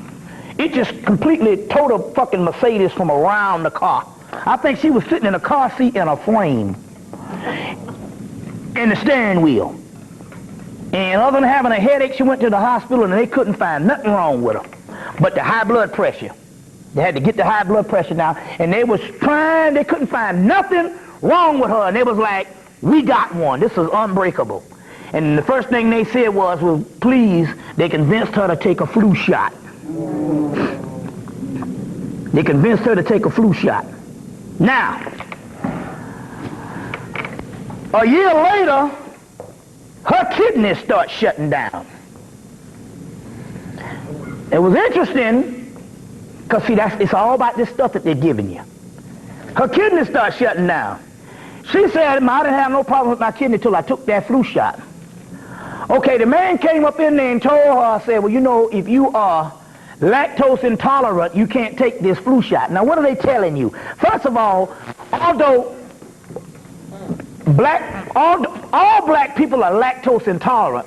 Now, although some people can drink milk and eat cheese, and some can't, and they monitor. All black people based on melanin is lactose intolerant. So when they tell you if you're lactose intolerant, you see what I'm saying? They're telling you they don't want a severe allergic reaction in the hospital, but in reality, all black people are lactose intolerant. Okay? Now, come to find out, the Center of Disease Control in Atlanta, when they had the flu shot, remember they had to break out of the flu back here? This winter, and all these little white children was dying. They said, well, the flu serum, or the flu shot, is made up of 3 strains of flu, is what we make it out of. And the reason why people are dying, because we don't have that 4th strain. Nevertheless, because we know they make things, that's in alchemy, that's an African thing where you take a virus, and by mixing the virus with something, you can heal things. That comes all the way from Africa. But let's look at this. But if you're lactose intolerant and this stuff is anti-melanin, and you get 3 strains of flu up in your body, then what this thing is actually doing here is, it is actually counterproductive, and what it is doing is, it is actually eating all the enzymes from the body that protects it from all types of stuff. So the first thing that happened with her was, her kidney shut down. Her kidney started running at 15%. They said if it go below 15%, you're going to have to go on dialysis. Now this is another damn thing, because I got see, the reason why I know about it, because in 1970, we went up to New York City. I had an uncle named Gray Henry. That's a hell of a name. He got all kind of names. His name was Gray Henry. I just want to know, this is first name now. Ray Henry Sanders. What in the fuck? I mean, black people. You say, I'm going to name a person Gray Henry, but what is a Gray Henry? So, got a cousin named Gray Henry, and he had dialysis, and when he had dialysis in 1969 and 1970, it was so rare until it was almost like from another planet. We didn't even hear about it. Now all of a sudden in the dialysis thing, when you go down there, they say it's as big as 2 football fields full of niggas. As, you know what I'm saying, full of Negroes. Just about everybody in the whole town of Mullins is down there on dialysis. Okay, all over the place. Let me tell you what happened. So her kidneys start shutting down. So we did some stuff, and they worked with it, and it stayed at 15%, but it came back online because of some magical stuff I was doing during Christmas and some other things. Now this is the mystery. 2 things happened. She go home, and as soon as she go home, she start throwing up and can't stop throwing up. Come to find out that what had happened was, is while she was in there again, they convinced her to take another flu shot. And I don't know what it is about a black woman when she get past 45. Some of them even early with a doctor, either they into the religion, either Jesus or the doctor is God. Now I don't know all this kind of, there's a woman who read Curtis Carr's book, Vaccines Are Dangerous, in 1993. She read the whole book, and then 10 years later, you're going to convince the man to take another flu, because for some reason, for whatever they did, when she got in that car wreck and nothing was wrong with her, apparently they must have told her something should be wrong with you, and they convinced her in her mind that something was wrong with her when they couldn't find anything. And they only gave her 2 flu shots. She took another flu shot during Christmas when her kidneys started messing up. I said, well, goddamn, you took one and you said that you didn't have no kidney problem until you took the flu shot. You see what I'm saying? Now, come on now. She took this thing. She went home, and all of a sudden, she started throwing up. And when she went back to the hospital, they told her she's allergic to her fucking house. The damn house been built in the 1940s. I think she was born in 38 or something. She's 60, probably 67, 66, 60. Anyway, for most of her life, she's been in that damn house. Other than going to Los Angeles, having me and my 2 other brothers, she's been teaching school down in South Carolina for most of her life in that house. I grew up in that house. My granddaddy built that house in the 1940s.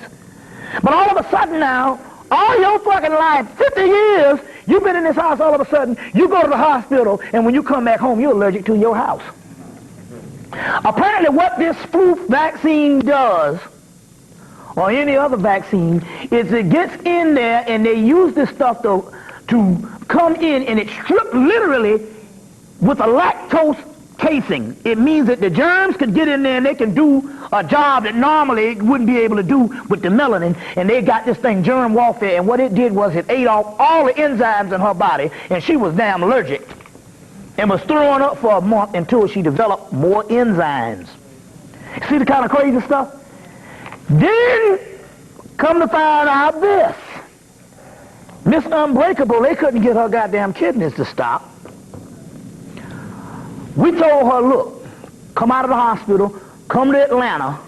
The Spirit told us, get your mama to Atlanta. Because I got a brother, he can nurse people back to health and shit. He just put them on, I don't know what he put them on, water and, I mean strict shit. Spirulina water and nothing else. So they say, bring her back to Atlanta and they can nurse them to health. She getting all contrary and hard-headed, and she didn't go. They told her to get her down there before February, and then her kidneys dropped below 15%. You see, 15% and stuff like that. She calls up and tells us, well, I remember the day my kidneys stopped. She said, because we had an older doctor that had worked on her in the 70s, was on vacation, and he told her, look, an East Indian guy, but he had been knowing her for years. He said, look, I'm going to take over your case when I get back off of that vacation. Apparently the other doctor found out about this because it's all about working with the guinea pigs to stop the unbreakables. So she tells us A couple of months ago, I remember the day the motherfucker doctor came in and my kidney stopped. So what happened? So the doctor just came in, took her the IV thing, and took some type of needle and stuck in the IV and shut her kidneys down. They ain't doing all this dialysis shit. They are inducing that thing and shutting down her kidneys. I said, well, damn, you didn't even tell us about that. We would have told you before. You shouldn't have gone back or whatever the deal was, you know. But she hard-headed. You know what I'm saying? And what can you do by grown people now unless you hit them over the head? You can't kill them, can't shoot them. You know what I'm saying? You know what I'm saying? And literally shut her kidneys down. You see what I'm saying? So we talking about some real guinea pig stuff. Oh, but she just as happy as she can be because my mama, she like to talk a lot. She likes strangers, she talks. And so it's a football field full of people on dialysis. And they done turned this shit into a damn social event. She looked forward to going up in there. And she can still urinate. A lot of them can't. But she loves it because she get to go every two times a week or whatever time and sit them on the damn table and talk all damn day long. Because there's just that many people up in it. It's like a new form of church. Because she don't go to church. She don't believe in that. But shit, on whatever, Monday or Wednesday, whatever that stuff is. But this is a phenomenon. But what it is what they're not telling people. They are inducing this thing. And this thing is all going back down because it all has something to do with the melanin and this whole concept here because now, going back now. Try to understand this. We had the harmonics convergence, harmonics concordance. We had a lineup in November. You had an eclipse in November. Didn't they have an eclipse recently? About 3 weeks ago? No, not the Venus thing. They had some other eclipse before then. So you got a lunar eclipse. You got all these lineups. Then you got the Venus transient thing that's going down, which is the ushering in of the feminine energy. And this is a mystery in this type thing here about and stuff. So what happened here is they got to shut down the kidneys because kidney comes from the word echidna. I talked about that's in the Greek mythology, which has got something to do with a form of the universe, because everything up here is in us. So that's a deep form of the universe that has something to do with the Great Mother. What's that? Holds the ancestral tree. It's so many things on this particular kidney thing. And so what they're doing is it's a warfare, and they're inducing this thing and shutting these shits down. And she said, and this has all got to do with Venus now. And she said, I remember the day. Now, she didn't tell us this. So the doctor, because the other doctor was coming back, the doctor she had been knowing since the 70s, was coming back. He said, he knew something. He saw something. He said, I'm going to take over your case. He said, somebody fucking over you up in this thing. And so he was coming back off of vacation, but the guy walked in the hospital room and took this thing and stuck in her IV, and she said, and shut my kidneys down. I'm like, she's wide awake. She saw this man come in this room and stick something in her shit and shut her kidneys down, and that's what they're doing to all these goddamn black people because you got to stay out of this damn hospital. They're shutting down the guards. But you can't tell them nothing. You see what I'm saying? You can't tell them a doggone thing. You see what I'm saying? A doggone thing. Let me give you something that you got to have, because remember, back in about 10 years ago, because you know on the continent they got a ritual for everything. And we know that they let a certain British off the continent. They let a lot of black people that's educated up. They got some brothers on the continent, like I said before, this magical people that they don't let off of the continent of Africa. And they got a ritual for everything. So there was a guy, this was about 10 years ago, there was a guy that had this racist parole officer. And the guy was just determined to send him back to jail. Told him, he said, I ain't going to arrest you, your ass get back in prison. And he said for no reason, he just didn't like him. And we just know that happened and all because I had maybe sometimes it's just for your color. Or just for something as number one, they can't take your energy too. A lot of times they just can't take your energy. And he told him, look, I'm going to send you back to jail. And so the guy went to a guy and the guy gave him a spiritual cleansing. He said, when you take this cleansing, he said, you won't never have no more trouble with this person. You won't never have no more trouble with this person. He said, as a matter of fact, the man won't even see you. And he said he walked before them. He took the spiritual cleansing, and he walked before the man that Monday or whenever he was supposed to go for his meeting. And so he went up to the man and said, I'm here. And the man looked at him and said, who the hell are you? And so he walked out and never went back. Now that's a hell of a cleansing. So the Spirit always does things to help us out. So here it is, lo and behold, I go to D.C., I meet Babylonia, and in the middle of some stuff, she got the doggone cleansing ritual that can knock the stuff out. Because nothing, they say in the Gospel of Thomas, there's nothing that is held, they say in the last days, all that is hidden will be revealed. Now here's a cleansing that you can do for this damn near anything. You need to write this shit down, because a lot of y'all got a lot, because I get calls from all over. You got a lot of niggas going to jail, you got children going to jail, you got parole, plus also too. Now let me explain what it is, because what we're dealing with now is the sure magic. See, now the realm in which all this stuff what we was talking about that will work, it's come in now, and the only thing you got to do, and now part of my lectures now is to give some stuff that you can use for anything that you want to deal with. For money transaction, let's say you got a business transaction that you're trying to do, or you got some kind of loan you're trying to do. All you got to do is just come in and get this spiritual cleansing. Number one, the first thing it's going to do is, when you get the spiritual cleansing, it's going to shut down all the negative stuff, and it's going to allow your own energy to do what you want to do with. Now, the spiritual cleansing here, so this is not just for getting out of trouble. This is for money. This is for good fortune. This is for health. This is for all the structures. And what this is this is a spiritual bath. You're going to run your water. Run your bath water. This is very key. You get, and see, I'm giving you some stuff that you can use for all kinds of things. You're going to run your bath water. It's for some of you people that's sick and all kind of things here. Some of you got ailments and all kind of things here. You just want to use this stuff here. So you're going to run your bath water. You're going to get 3 caps of Clorox in the water. 3 caps of Clorox. 3 caps of ammonia. 3 caps of vinegar. Okay, let's go. Ready. Now, like I said before, this is a spiritual cleansing. This is for healing. Now I'm going to tell you now. I'll go back in a few minutes. I'm in the spirit now, so y'all have to bear with me. But I'm going to tell you how things work. My mother used to follow, real strange, she used to follow football in the 70s, and they say, ask that, and white people say, what quarterback from so and so? She tell you the quarterbacks and all that kind of shit. She was into this stuff here in the 70s and stuff like that. But she followed it so much that she used to say, you know, they say when some of them brothers get out of the NFL, they can't, their sex life is messed up, and they are in constant pain.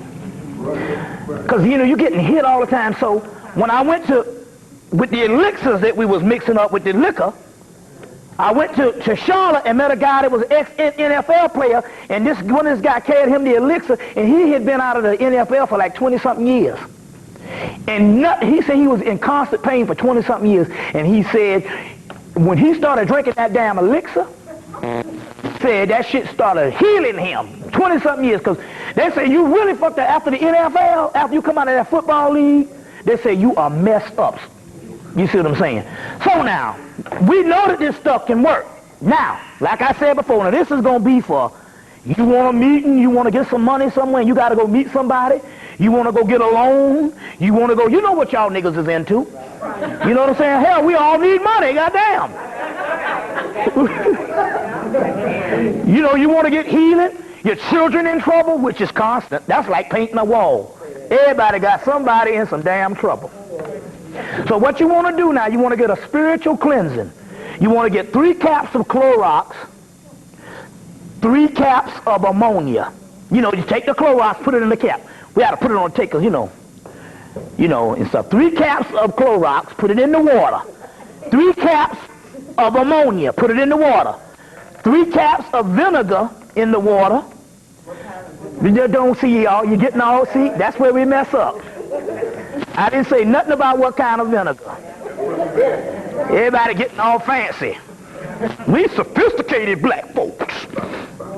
3 caps of vinegar, 3 caps of lemon juice, and a half a cup of sea salt. So let's get this again now. 3 caps of Clorox, 3 caps of ammonia, 3 caps of vinegar, 3 caps of lemon juice, and a half a cup of sea salt. You see what I'm saying? You put that in your bath water. You're going to burn you a candle, and you're going to say what you want. You see what I'm saying? You're going to say what you, what you want, and the shit going to work. Now remember now, anytime you do a spiritual bath, before you get out the tub, you put your head under the water. Then you get out and you shower off. You see what I'm saying? Now this is for just about anything spiritual, and then really now, because I'm going to be honest with you. What's that? Is it one complete cleanse per request, or can you do several requests at once? No. You got a lot of shit wrong with you. Well, you black.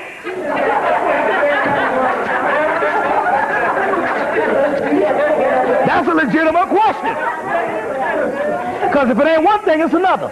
It's one fucked up thing one day, the next day it's something totally different, and this is messed up. Just agony and pain just happen to be our thing. We revel in that. So much till the Jews try to steal your birthright by trying to suffer, because they know that you was born to do that. I'll tell you what that's about too. Now, so this is strong enough to be able to take care of what you want, a consortium of what you want. You see what I'm saying? Now don't do this thing every week, because what happens is there's certain energies, and you do certain things every week, you mess up. So let's say do this every other month or every 2 months. It's a spiritual cleansing. Now the reason why I say it's very important that you do this, because let me explain something to you. The more and more we become more to an advanced level, you just don't know it yet, but there's forces that coming in and they're attacking you, and let me tell you what they're doing. You ever just you're just feeling worried about something, but when you take inventory, everything all right. You know, the lights are still on, the water's still on. You know, you damn if your utilities is up and running and your rent is paid, you're pretty much functional as a black person. You shouldn't have no worries whatsoever. Long as your utilities on and your rent or mortgage is paid, that's pretty much it. Everything else. Now, if you is suffering by some other stuff, you might well kill yourself, because you ain't got it yet. I mean, we can worry about other things, but my point here is that this particular moment as conscious people, if the basic necessities is taken care of, you really shouldn't be worrying. You can long for things. You know what I'm saying? You know what I'm saying? And it can irk you that you didn't get a pair of shoes and you went back and somebody bought the shoes that you wanted to get because you was too cheap to get them in the first damn place. Now they're gone, or they size 8s is all gone now. And you can worry about that and it can get on your nerve, but you can live without that. You know what I'm saying? But the point I'm trying to make here is there'll be some times when it can be some stuff and you're worried about something and you can't tell about what it, and when you take inventory, there ain't nothing going on. But you got the same feeling as if something happened. That's because there's an entity or some type of spiritual entity that is on. When we say spirit, because spirit can be both negative and positive. So there's some type of entity on you, and it is stagnating you based on keeping you worried and keeping you distracted, because you're getting ready to go to a certain point and they don't want you to go. So a lot of times it is good to get this type of spiritual bath and knock off them kind of people. See what I'm saying? Knock off those kind of people. Another thing also too to watch out for. So I'm going through stuff that has happened the last 3 months when I hooked up with this Babylonia. Another thing start happening. When you getting ready to go to another level, watch the kind of niggas that start calling your house and bugging the shit out you. You know what I'm saying? You know, they're going to send all kind of people that didn't used to come over, but all of a sudden they're coming over.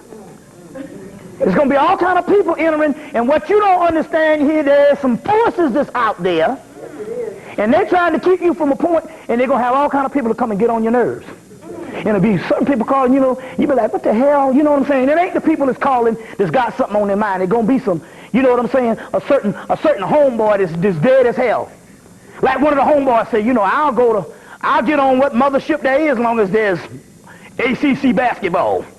Like I said, well, you say, well, the hereafter, the Egyptians will leave in here, I'll go long as there's ACC basketball. This is the kind of nigga I'm talking about.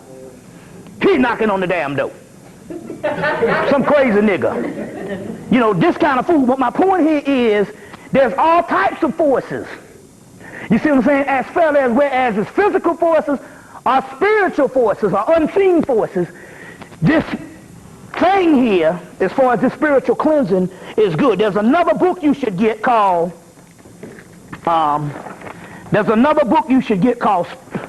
Spiritual Cleansing and Psychic Defense, by Robert Laramie. It's a purple book.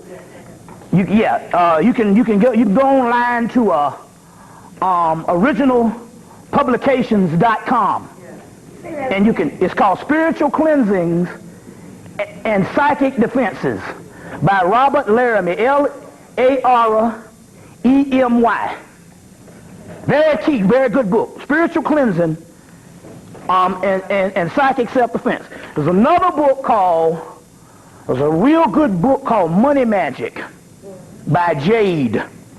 That's the name of the person. I'm giving you shit that work. It's called Money Magic by Jade. You can also get that from Original Publications. See, a lot of this they don't sell in Barnes & Nobles and Borders. They sell out of Miami and stuff because it's going along with the Botanica selling. All the places that sell the candles and the monkey foot and all that kind of stuff. And stuff like that and all, you know. So one is called Spiritual Cleansing and Psychic Defenses by Robert Laramie. And the other one is called Money Magic by Jade, is the name of the person. But go to www.originalpub.com and look up, and you can get these particular things.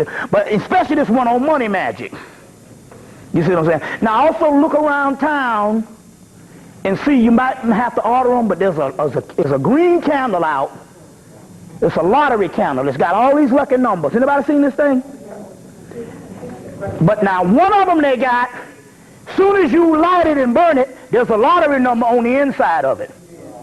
And I don't know where they're working out, but it's interesting. When I found these candles, which they had about 30 in the supermarket at one time, apparently you can't find them no more because black people buying them up. So apparently it's some stuff that works. And the reason why I say this now, because what we don't understand is there's a new wave of magic and stuff that's now reactivated that has come back on here and stuff, and you should supposed to be doing your particular spiritual disciplines. But the problem here is, number one, you still thinking it's 1975, and number two, there's all types of entities that's blocking you from using your own mind. So we're not now in the age of prophecy on what's going to be. We're now in the age of doing this thing. But it's a mind thing now. It's a mind thing. Check this, like in March I developed this. Every time I would eat, I come up with this heartburn.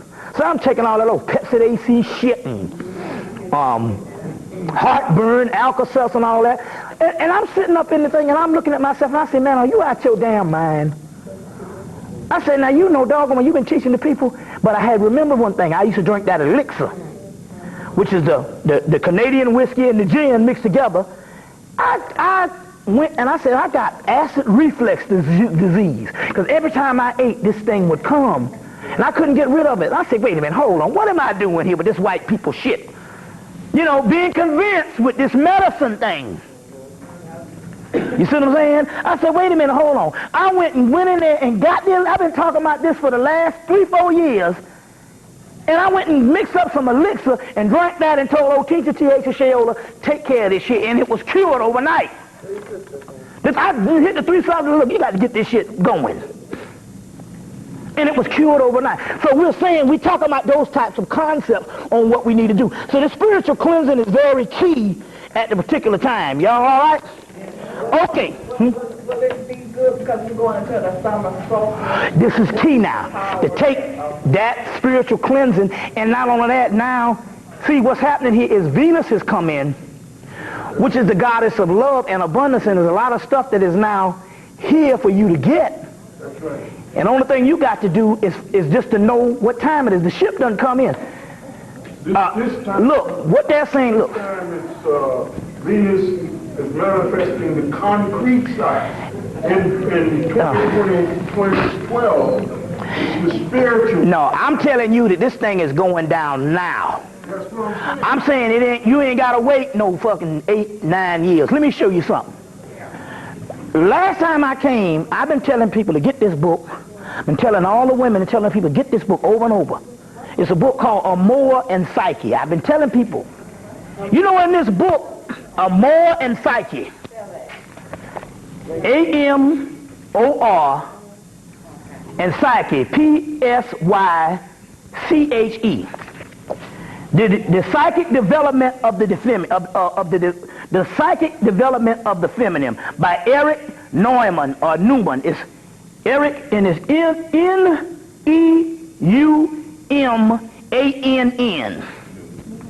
Now what this man is dead. This man wrote this book. I'm gonna show you something. He wrote this book in 1956. You know what he says in this book? He says, when the new Venus comes, it's the most important part for humanity. This man has prophesied that there's going to be something that's supposed to come in the future, and whenever it comes, it's going to be the most important time for humanity, or the most important development when they was looking for the return of Venus. And he didn't, because there's an old Venus, and there's a new Venus. He was prophesizing. I said this a couple of lectures. I said, look, I said that there was this story. Now, y'all bear with me because this is very key, because this has a lot to do with what's going on now. The story about this woman named Psyche, who is so beautiful, to all the men look at her and start worshiping her, till the goddess Venus gets jealous and put her through all kind of hell. And in so many words, she's going to suffer. It said, now this is a mystery. She was so beautiful until men started worshiping her, until the goddess Venus, the older Venus or the goddess Venus got jealous and started putting her through hell, made her sleep with the vilest of men, which means, now you look at this thing, when they break this thing down, this is the black woman. They ain't talking about whoredom. When they're saying making her sleep with the vilest of men, they're talking about something on a psychological aspect, political, social, economical, and all that. What it means here is the violence of men is not necessarily talking about vile in the aspect of she's out there sleeping with a whole bunch of men on the street. What they mean here is the violence of men would be a person that's not able to deliver the type of love that she is looking for. Because you got to understand the mystery of this thing here, that the number one issue in a woman's life, especially the black woman, is the issue of love. On some kind of way. And in so many ways and stuff, you might have somebody that you with, but they suffer as far as not getting completed when it comes to that love that they're looking for. You see what I'm saying? And this is, now remember all this, now this stuff is coming from the Library of Alexandria. This is Egyptian mythology. Whether you say Psyche and all that stuff there, they got a book by Apuleius, who was the curator of the Library of Alexandria, and all these particular myths are up in there.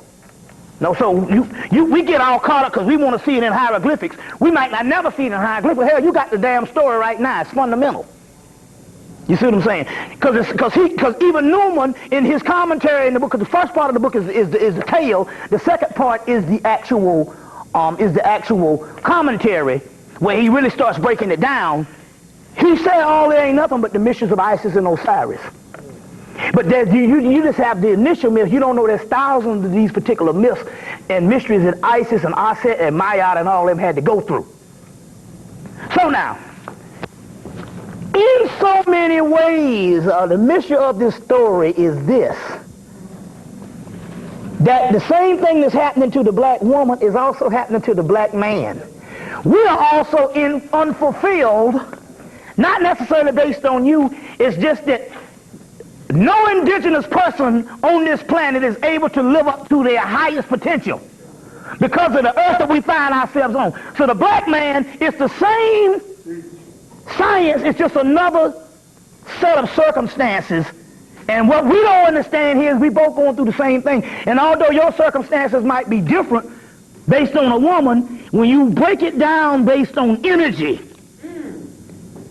in which we both suffer from, the tale is talking about more of a spiritual essence of an indigenous people than it is talking about the black woman or the black man. But the mystery here is the reason why she's suffering because of her beauty is not necessarily based on the physical beauty, because remember now, the goddess Venus is a spirit. She's not jealous of her based on physical beauty. Hell, all she got to do is wait a couple of years and that's going to wither away. Why is she jealous of her? Because there's something dealing with the alchemical process that's inside of her, which they're trying to give you the energy and the state of what is inside of the black woman, period. So now what I'm trying to tell you is this. Now try to understand. Now this is dealing with the black woman. It's dealing with the black man, but this one is dealing with the black woman also. There is something that's on the inside of you, whether you know it or not, because you might think that you're ugly based on European standards, or based on weight, or based on this, or based on that. You know what I'm saying? It's like a little white woman they got on a treadmill at 60. She got a flat stomach, she just as skinny, face is wrinkled as hell, but she got her girlish figure, not because of what's called, it's because the white man likes children. He likes a pedophile. He's a pedophile. And the only reason why she is dieting like a damn fool is because she's trying to please the white man because he don't want nothing over 18. So some freak shit going down. You see what I'm saying? So we're not talking about your physical thing. They're saying there's something, when the goddess Venus is looking down, the old Venus, and she's looking down at, because this is a tale about the black woman on earth, and she's looking down, there's something that is in you that is so beautiful until it is eclipsing her in heaven. And what they're saying here is when Eric Norman does the commentary, he said the reason why she's going through all that hell is because that woman, which in so many words is the black woman, lo and behold, is the new Venus. So last week when that motherfucker went around that goddamn planet, that means that your fucking ship has come in. That's what the shit is about. Now guess what? To let you know that it's not just about me, woman, here's a book called The Triadic Heart of Shiva. And in his heart chakra, when his heart chakra opens up, guess what? It is a goddess on the inside that is inside of his heart that's making his heart and open to a certain level. He to go to another spiritual level. So in so many words, what we're doing is talking about the same two entities. Black man and black woman. And this Venus shit that went down is very key. That's why during that particular time, they had to go take one of the biggest racists ever to live, Ronald Reagan, and try to deify him, all doing with this particular energy, and make this Ronnie, this great president. And we looking at this thing when niggas suffered under Ronald Reagan. The basis of neo-racism that they call conservatism. Try to understand the science. What they call conservatism is neo-racism, and it's the new white supremacy that was ushered in under Reagan. They said, well, what? They said, Reagan, he said he made us feel proud to be American and made us not feel guilty to tell a nigga, no, we ain't giving you shit. Now, whether you like it or not, George W. Bush, Bill Clinton, because see, his stuff, because everything, even the Democrat, is conservatism. Bill Clinton, George W. Bush, Jr., Sr., all of them say that they are following what? The path of Ronald Reagan. And the system of Ronald Reagan, Reaganomics. Now, under this man, you're talking about under this man, AIDS came about, biological warfare, crack came about, crack cocaine. The Rex 84 King Alpha plan was devised and revised. You see what I'm saying? Or was, you know, they funded the crack with Iran-Contra. You see what I'm saying? All of your great society programs that help you get to a certain level started to be wiped out under the whole Reagan concept. It just had to fester into what you have now. All of this stuff happened, and so they're saying that Ronald Reagan is the greatest American president. You see what I'm saying? To uplift white supremacy. So they made sure that this thing went down, because he's probably been dead. The motherfucker been dead damn near 10 years, if not 1981. You see what I'm saying? Right. But they just decided to announce this nigga because he been brain dead for, you know. A lot of black people thought he was already dead. Right, why they didn't show his ass in the casket? He probably been dead years ago. You don't know.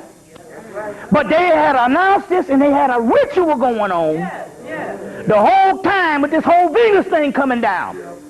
But the Sister Fanny had a good synopsis when she called and said that a monkey wrench was thrown up in that because Ray Charles died, and all the goddamn energy that was for this cracker went to Ray Charles, who was the richest. Because number one, you talk about even Jeremiah tells you, you got two Herus. You got the blind Horus, eye ripped out by Set. Also, his spiritual eye was ripped out by the physical world. And they said that the blind Horus will give away to the Horus of sight.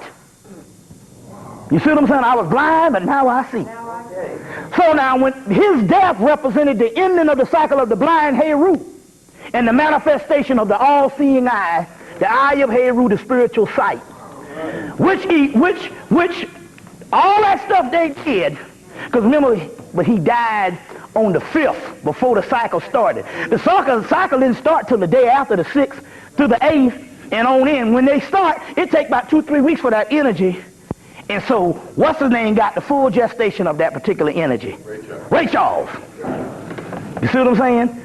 So this is some powerful stuff that's going down at this particular time. You got to understand what's going on and stuff. So, we're not talking about stuff to wait on. We're talking about magical stuff. You see what I'm saying? That we're waking up to. You see, we're waking up to. And the reason why I know is because you got to realize you're going to have every distraction coming your way from the outside. Be your children, be your friends, everything that's going to keep you off the path from the outside. So it's good to take that spiritual bath. Y'all all right? Yeah. Let me go into some other stuff right quick. I did a tape called Black Mental Illness. The brother said, look, we got to do something because these niggas is gone out of their mind. So we did a tape called Black Mental Illness, and we just sat down and just talked about what we used to do compared to what we do. And I'm not talking about African, I'm just talking about the shit we lost in the last 50 years. So we did this tape called Black Mental Illness. And in the tape the guy made, I made a observation. And when I made the observation, he coined the phrase, and he called it something that encapsulated it perfect.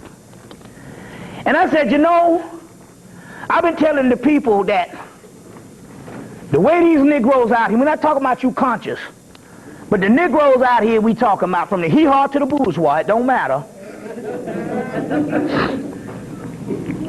is like thought is obsolete. Common sense, thought, analytical ability is obsolete.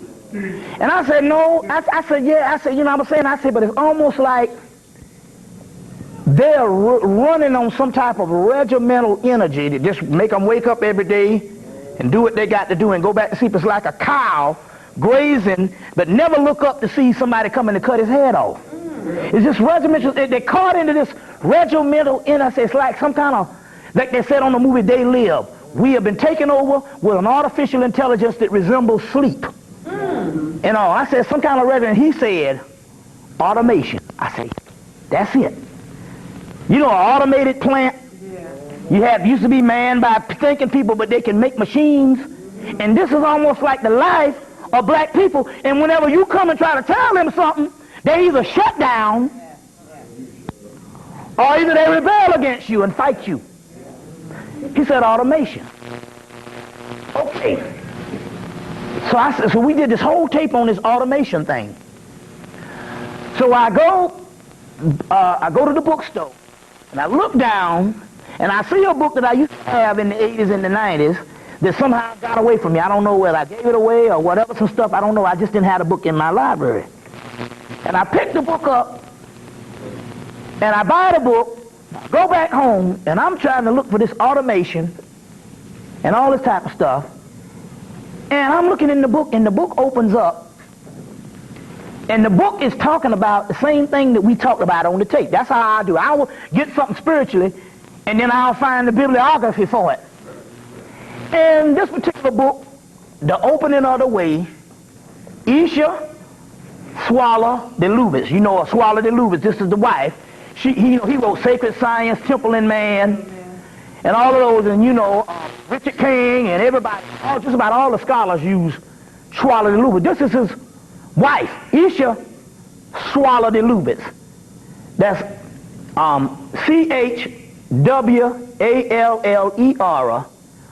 small D-E, Lubitz, L-U-B-I-C-Z. We'll give you that in a minute if you want it again. It's called The Opening of the Way, the Practical Guide to the Wisdom of Ancient Egypt. I'm looking in this book, and she starts to explain the same stuff that we talk about on a tape that I did in Washington, D.C., broken down on layman's terms. And this is how it always happened with me. The spirit will do it and it'll open up to the page. And one of the pages they talk about, and she's talking the same thing that I've been talking in my lectures for about 8 years. And it makes so much sense. Said that the ancient Egyptians understood that you had three kind of cars. Three kind of cars. K-A. Car. Car. That's the shadow, and the bar is the soul.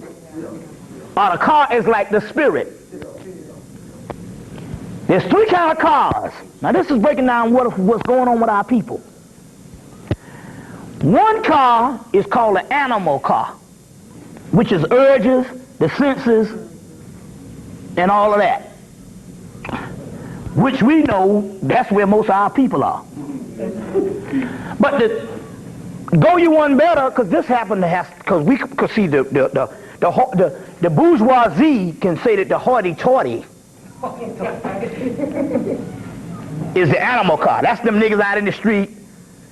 But they got a word for the bourgeoisie niggas who are not on the spiritual level on that. That's all the black educated people that you know out here that is still there to you that's conscious. Because consciousness ain't got nothing to do with no education. And so the other sector of people is called the inferior car. And the last section of people is called the divine car. And they said that the animal car is the lower nature. What feels good, looks good, tastes good, sounds good, smells good. You see what I'm saying? The basic senses, like a roach. The next one is the inferior car, which in so many words, it is only governed by the society that rules it and suggests that you follow what the society say you follow. So there might be upper mobile people, but they're getting their thoughts from the general society. And then there is the divine car, the ones that can think outside of the box, that somehow is ridiculed. But then again, on the other hand, they don't think like the average person. There's three aspects of the car. The animal car is the basic level of just desires. And the inferior car is what is called automaton, automation. God damn it. The Egyptians knew what this shit was about. Most of our people are on automaton, automation. And she breaking this shit down in the damn book. Remember that, they studied for 15 years at the Temple of Luxor and all that type of stuff, and they came back and he did some stuff, but she wrote a series of books, Isha the Lubitz. He died, I think she died in 78, he died in 61. But in here, the Kamites talked about it. Then come to find out, I went back and got the book Sacred Science by Schwaladelu, R.H. Schwaladelu, and in there they talk about the same thing. Our people are on what is called automaton, which means they can only be governed based on what the greater society. So here it is, we got a diagnostic book given to you by the Egyptians to explain why you can't say this stuff to your people, and which is soothing to me because it just tears at you. You want to tell them, damn, why did you do that? Can't you just see for a minute what's going on? Are you people crazy? So it is soothing. Not only did I put it on the tape, but going back to a book that I had years ago, and right in the book, they saying in actuality, that's the basic part of society. They ain't supposed to get it. Most of society is on automation, which is called automaton. And the book breaks down all of that, the opening of the way, which is a relief to find some scholarship from Egypt that talk about how crazy these people are on that animal level in the automated realm. You see what I'm saying? You see, so it's no use. They just go along with the matrix. It's just amazing. But we got this particular thing here, but it's very key. It's very key that we got this particular information. This is Isha, I-S-H-A, Schwaller, C-S-C-H-W-E-L-L-E-R. Then there's De Lubitz, small D-E, Lubitz, L-U-B-I-C-Z. Isha Schwaller de Lubitz, the opening of the way. It's still in print. It's got another cover. It's still in print, but it's dropping on that particular science. And then I went and got the book Sacred Science, and in there it's the same stuff on this kind of thing. Breaking down this thing, and the Egyptians knew about it and knew that the people would be on automaton. I don't know whether they was looking into the future or whether there was always fools like this.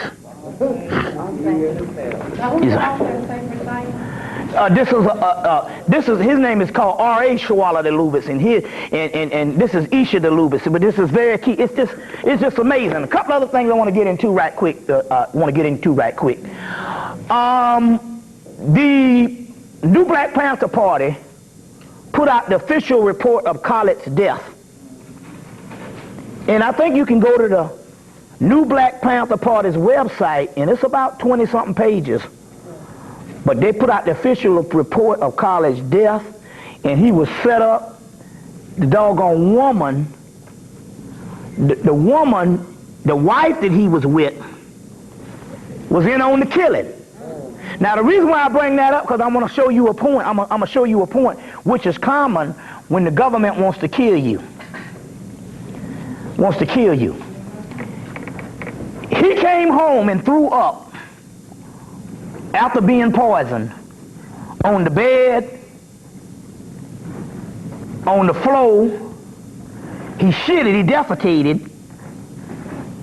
His bowels, and he threw up on the bed, on the floor.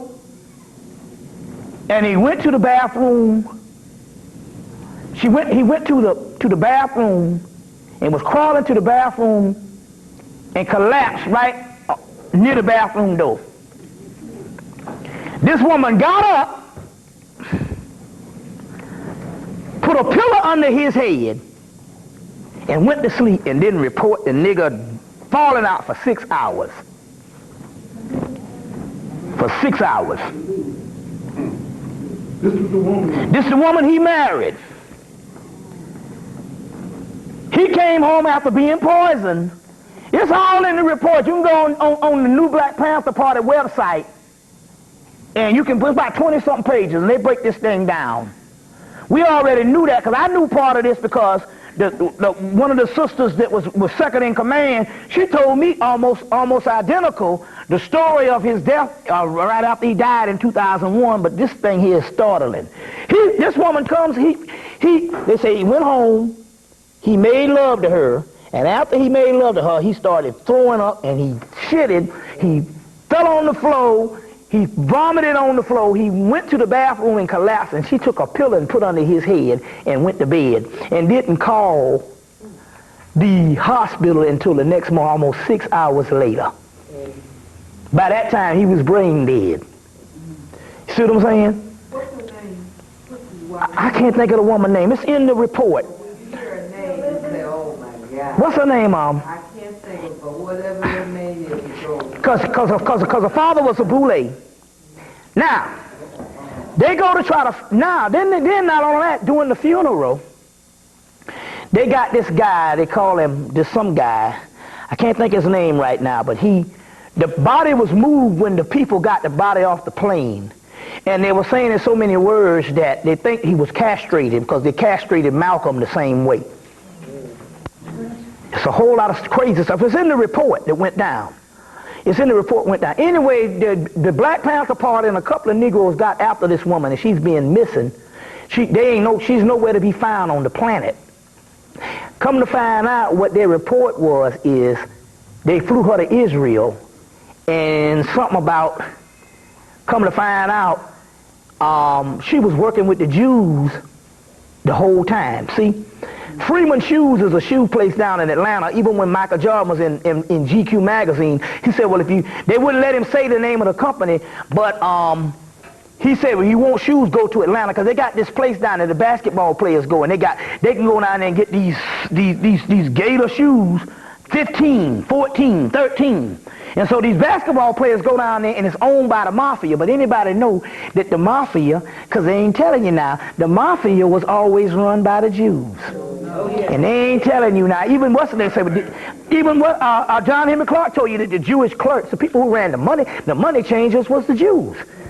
You know what I'm saying? So they might give you that one little mafia guy. What's his name? Meyer Lansky. They were saying the whole thing was Jewish running when they got, and whenever they got tired of the stuff and all, and the Jews got what they wanted, and the Illuminati and the whole secret society, they start putting them Italian niggas in jail. So in so many words, they say, for some reason they say that this girl here started flying around the country for them since high school. And somehow she was able to get with this Negro and stuff, and it was a whole operation. And she was in with the Jews, and they said the last time, in the report, they say she's somewhere in Israel. And she poisoned him. Now, I'm saying this for one reason. And that is this. Because the report, and somehow this is some type of government thing that's down to the T, because that's the same way that your boy was killed. Your boy, Jimi Hendrix. He was killed the same way, where they said that the woman got up, she noticed he had vomited, and she went back to bed. And she woke up that morning and he was dead. Now, A&E just did a special on Jimi Hendrix last Sunday. I recorded it. They went from the time he was born till the time he died. They said nothing about his music whatsoever. Everything was completely negative. But the hour before him, they did one on, where's the guy, the folk singer, Bob Dylan, and everything was how genius he was. Now anybody know that music was changed completely with Jimi Hendrix, because the rock that them white boys is doing now is nothing but their degraded form of Jimi Hendrix. Because whether you like it or not, the type of rock and roll they was doing now is the degraded form. They didn't hear that sound until Jimi Hendrix. Before that, they was dealing with some Beatles. Now, so they got to tear him down in the middle of this thing. They got to tear down our geniuses and our gods. They mentioned at the beginning of the movie, they called him the rock god.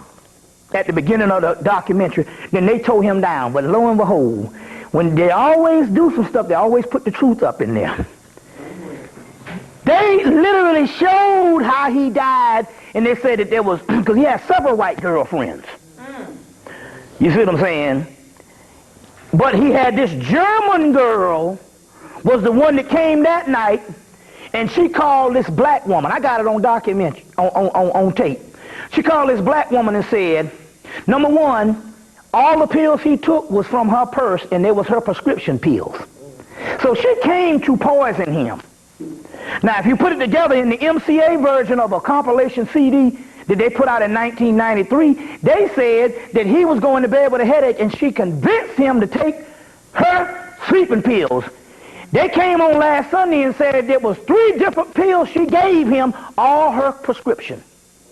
And when he fell out, she called this black woman, and the black woman said, take him to the hospital. This was almost 5 or 6, maybe 7 or 8 hours before he died. And she said, I'm afraid to go to the hospital because we got dope in the place. She said, well, hell. She said, if they're coming up in there, they're not going to be searching for dope. There's not the police coming. It's the rescue squad. She said, but take the dope and throw the stuff out. Lying. She was trying to avoid sending him to the hospital, and she was making excuses because she was trying to kill him. And anyway, she just kept him there and let him sleep. And then he died. The same way what happened to Khaled. This is a science that they do. So with Khaled, she did the same thing. He fell out, she put a pillow under his head and went back to bed. Same science. You see what I'm saying? Same science. Now, they just denied H. Rap Brown a new trial. You see, so he gone. Your boy, Dr. York, you see what I'm saying? They gave him 130 years a month ago when it all final. Malachi York. They gave him 130 years. But what I'm trying to tell you here is this.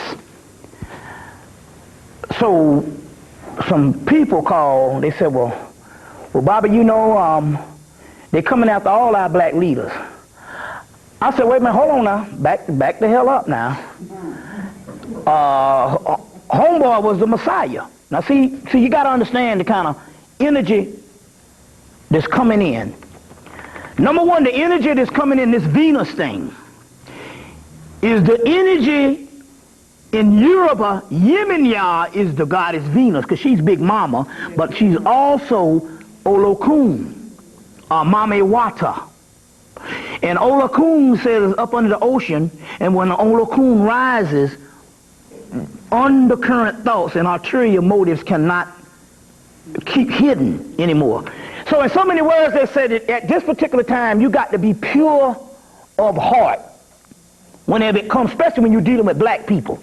We went through too much suffering, and in so many words, although you might be a black leader or a black Messiah figure, the way that you are dealing with the people is a part of the old regime of control. See what I'm saying? So my point here is, if you're controlling human beings, then you're in trouble. So the point here is whether it was to the point whereas whatever he was doing, it was supposed to be at this particular time where you cannot control people who are looking. Now, C. Freeman L. did say one thing based on what his studies of this occult stuff for years, that all this stuff about these sin, all that old sin shit and all that stuff is bull, that Christian stuff. You finish before you get going based on them. You just a wretch. They said that the only, you know what I'm saying, what's the use of living? Hell. But he did say one thing that was vital. He said that the only thing that the spirit realm does not tolerate is this, as far as real karma, is that when a person is going for enlightenment, and he's searching for enlightenment, and you stand in the way of his enlightenment by showing him some type of ulterior motive or falsehood, whereas he was searching for some enlightenment and he ended up being, or she ended up being in a cult or something where she's being controlled by a dominant person, they said that that's the only thing that cannot be forgiven on the spirit realm, because you have basically stood in the way of people that was going towards enlightenment. And when you think about it, that's the greatest sin there could be. Worse than murder. You see what I'm saying? The greatest sin the ancient Egyptians said, ancient time I say, is ignorance.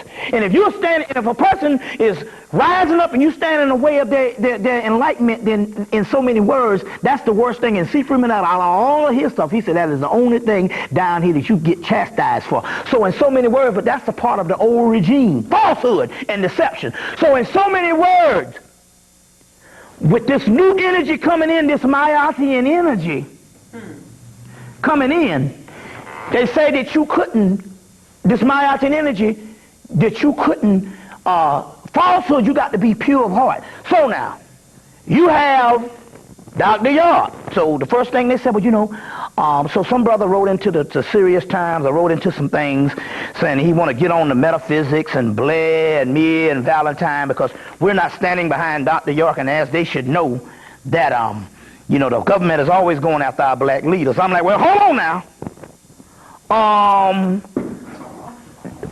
Dr. York was not a black leader. He was a messiah. His followers, he was a messiah. He was above us. You see what I'm saying? Based on whatever the deal was, he was a messiah. Now all of a sudden he's in trouble. And he's locked up in prison as a regular human. Now y'all trying to relegate him down to black leader on a political level like us, and we supposed to stand behind him. So I said to myself, one brother came up, he was this person from the New Albanian nation. He said, we want us to get together and help our brother, Dr. York. I said, oh, I want to help him so bad. I said, I tell you what, I was in New York. I said, when I get back to Atlanta, here goes my phone number. Give me a call. So when he called me, I said, now this is what I propose. I said, why don't we get together in some kind of spiritual way, contact the planet Ritz, and ask one of the ambassadors to come down here and tear down the jail or do something and get him out of here. So they said, what do you mean? I said, now hold on now. Now come on now, you can't be funny with this shit. Now he said he's from the planet Ritz. Now, if you tell the people you from the planet Ritz, so I'm saying, so if you're telling me now that I'm wrong for saying that, then that means he's a liar. And if he's a liar, you don't need to be fucking with him anyway because he's dealing with falsehood. I said, now you got to deal with this. I said, so let's contact the planet Ritz and tell the planet Ritz to come up in the jailhouse and get him out since he is from the planet Ritz. You see what I'm saying? They got real quiet. Ain't heard nothing else from them. But the point I'm trying to make here is, you see, despite all the stuff about the government and all this stuff here about the government and what they're doing, yeah, I said, yeah, they could have broke 100 laws to lock him down. Yeah. That's not the point. The point here is you cannot shyster the people with the bullshit saying you from the planet Ricks and you grew up right there in Marcy Projects in Brooklyn. Same projects that rapper Jay-Z is from. That's where this nigga come from. And you telling the people you from the planet Ritz. Then all of a sudden when they lock you down, then you need to get with some planet Ritz shit because this is what you was telling the damn followers. See what I'm saying? I say, and what it is you got to understand, they are setting down all of the people who are not pure of heart with that fucking damn shyster shit. Because you cannot do that in this particular realm. Especially if you are enlightened or supposed to be enlightened, it's even worse. So all these niggas are getting set down because you got to be pure of doggone heart. You see where I'm coming from here? And this is the stuff that's going on. Y'all all right? Okay then. Let's go on. Number one, all of your problems that's going to be activated on your sickness is going to be with fluoride. That's the key. That fluoride, it's a precursor for all the shutdown. Know what I'm saying? I always got to experiment. Somebody came to the house and left a big old tube of Colgate, and I use hydrogen peroxide. So I ran out of hydrogen peroxide, but you know, I woke up with the Zackless. mouth smell exactly like my ass. So, so since I had the Zackleys from, and my peroxide was gone, I had to brush with something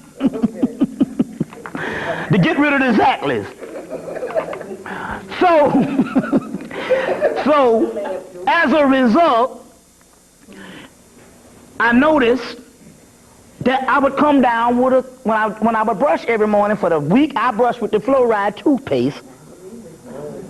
I come down with this sore throat, which is the precursor to all this stuff is in the fluoride. Number two, remember a couple of years ago, a brother told me that although he was a vegetarian, and he got off the vegetarian and they only eat the fish, but he went to McDonald's and got a fish sandwich from McDonald's. And he said when he got the fish sandwich from McDonald's, he noticed something. In the early 80s, he had some homeboys, before the crack came out, you know, they had to bring out the cocaine. Remember that? And he said he had some homeboys down in Alabama that was selling cocaine, and he didn't mess with it. He said, but he would always see the people on the TV, you know, the police would lick, they put it in there and lick it. So he said he used to do that, and his lip would get numb from the cocaine. But then he said he ate a McDonald's fish sandwich, and the same numbness he got from the cocaine he got from a McDonald's fish sandwich. See what I'm saying? Well, you know me being a God that I am, I got the experiment for y'all. It's like one guy told me years ago that Reagan hired him to drink up all the liquor to see what effect it'd have on y'all young folks. So now, don't do like I do, because I'm straight up God on this thing here. You see what I'm saying now? So, about a month ago, I rolled up and had me a McDonald's Big Fish. And guess what happened? My tongue and my lip got numb. And it wasn't just me. The sister Babylonia was with me, and her tongue and shit got numb too. Which is saying here, like I said before, and we always ask this question, well, how could black people just get on crack cocaine the way it does? And we said that there must have was something in the community that was a precursor, that they was eating in their diet, that when they got with the crack cocaine, it was almost like they'd been on it 10 years. And we had concluded that it had to have been the fast food. You see what I'm saying? So there's some things that's in the black community, and guess what?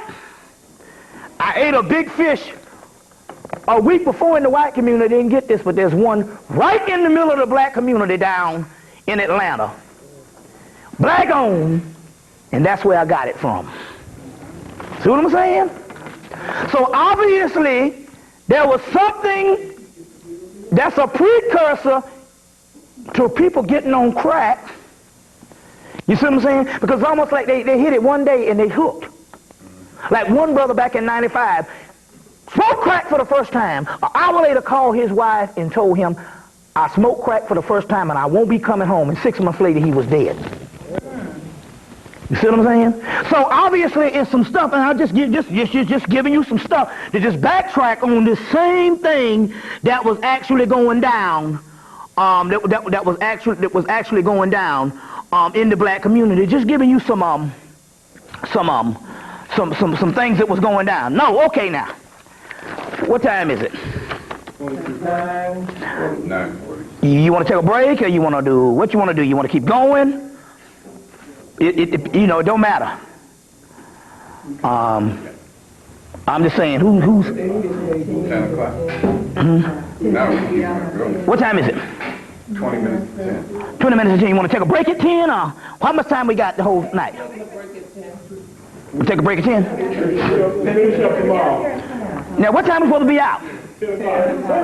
Oh man, shoot. Okay, I want to say this. Now, going back. Now listen to this.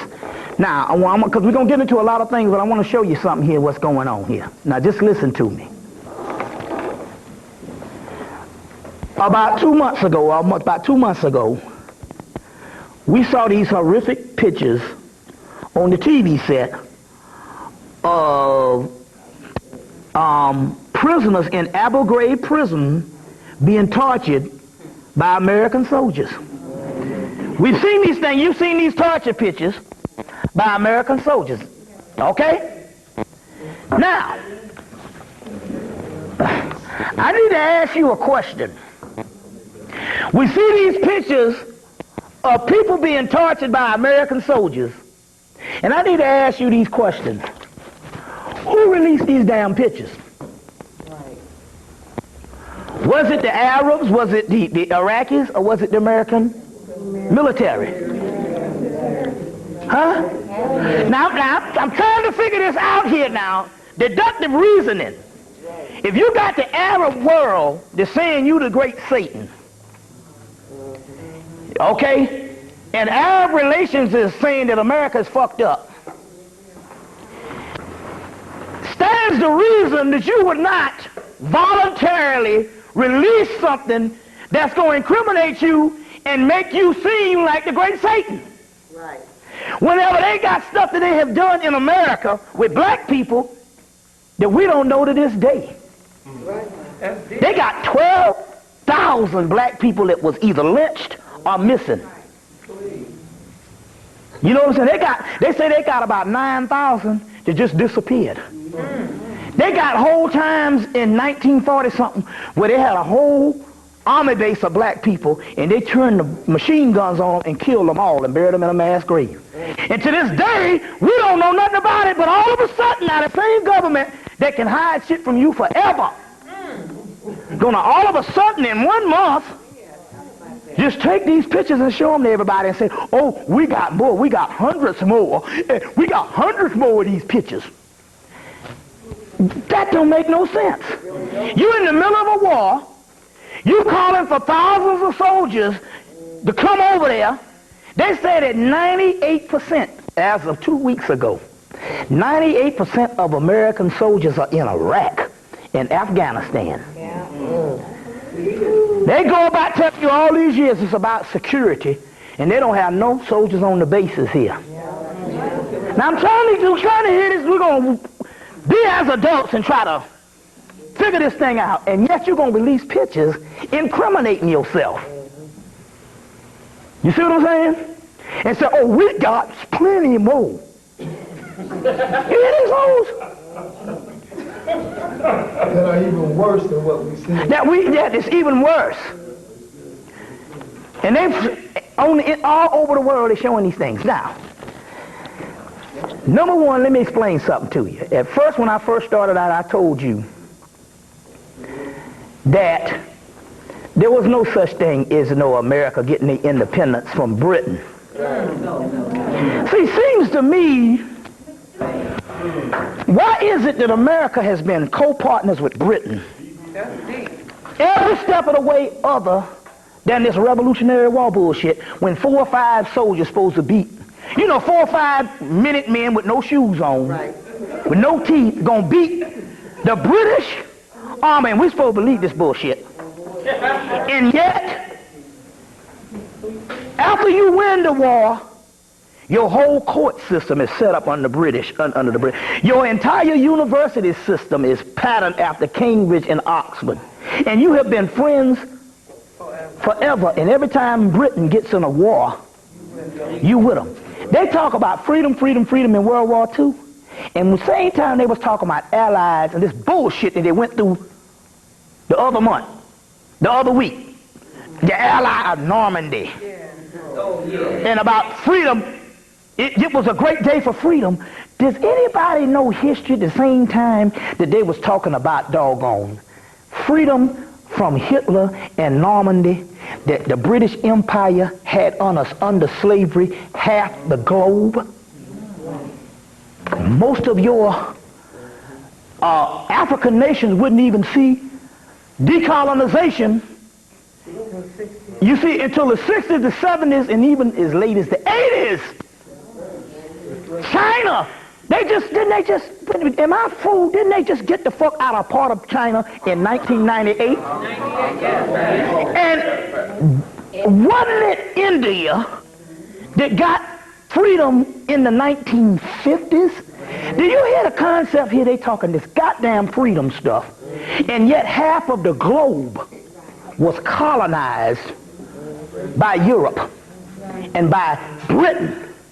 Don't you know that there's no such thing now? Now, what I'm trying to tell you is this. Now, listen where I'm coming from here.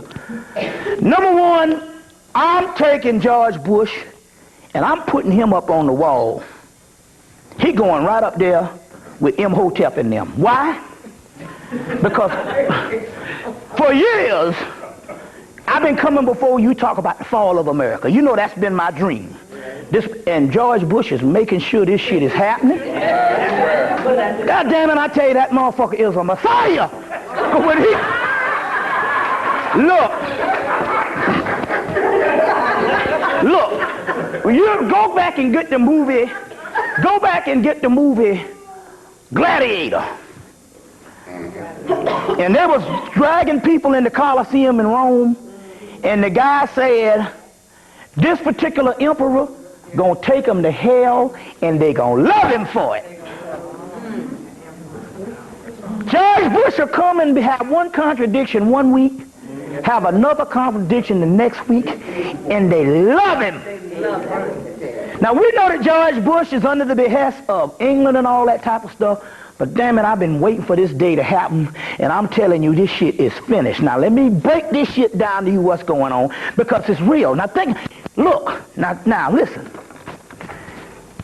I asked myself, why would the American military, who got some of the most insidious behavior on the planet, they got stuff they doing right down the street that we don't know about. Experiments they doing on people, and no animal and no human is exempt. And yet they gonna come up and say, guess what, you people, you don't know about this, but we're torturing people up in Iraq. Now try to understand what's going on here. Now you got to understand this. It has to do with the American experiment. I've been talking about this about 6 or 7 years.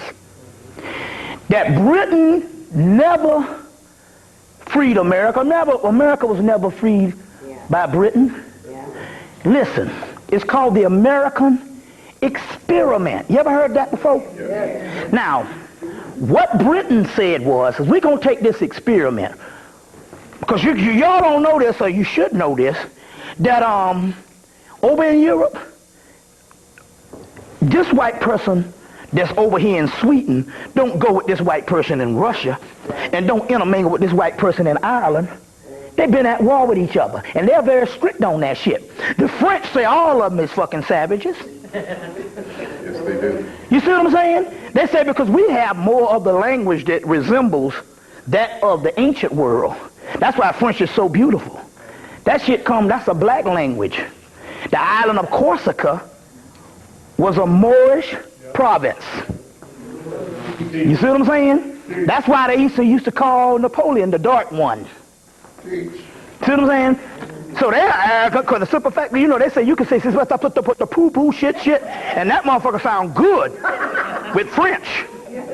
That's the only one you can say poo-poo shit, booger, booger, and with that French shit, it sounds just terrific. So they don't intermingle, you see what I'm saying, with the people from Norway. So this American experiment, you white just get married. Oh, that shit don't go up in the goddamn Europe. You just don't just go get married to someone. It don't go that way. So it was an experiment to take poor people. It was a colony. It was a penal colony. Well, I asked you a damn question. Listen to this here. Only 2 people in this country, 3.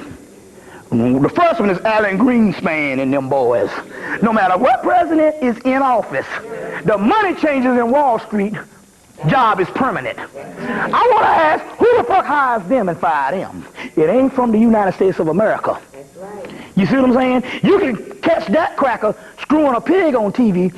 Bush and them ain't got nothing to do with it. Let me explain something to you now. First of all, America is a penal colony. Yeah. Right? They took all the slaves and all that kind of stuff and dropped them off here. Right?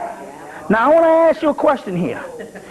They say that the only person that in this country that the president has no authority over, as far as once they are appointed, you cannot get them out of office as a Supreme Court justice. Number one, why? Because you might appoint them, but the court system is British. So Bush and them can't go and unseat them once they get them up in there. You understand what I'm saying?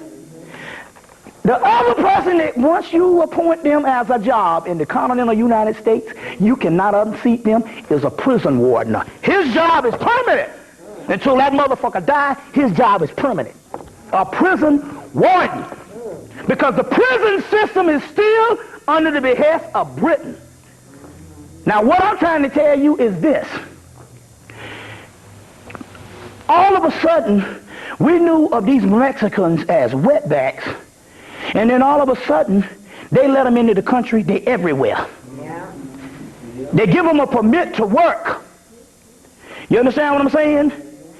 They've now got the country under lockdown and martial law right now. You functioning under it, called Homeland Security. Right. You understand what I'm saying? Homeland Security. They got a whole mess of people here to just do what they want and all this kind of thing here. And what the problem here is this here. You got to understand that white European that rule the world. They rule the world just like they got their stuff. They got their stuff from the Moors, and they rule the world the same way as ancient Hemmitt, which means you cannot rule nothing without a goddamn queen or a king. And if you ain't got a queen, you goddamn sure better have a queen.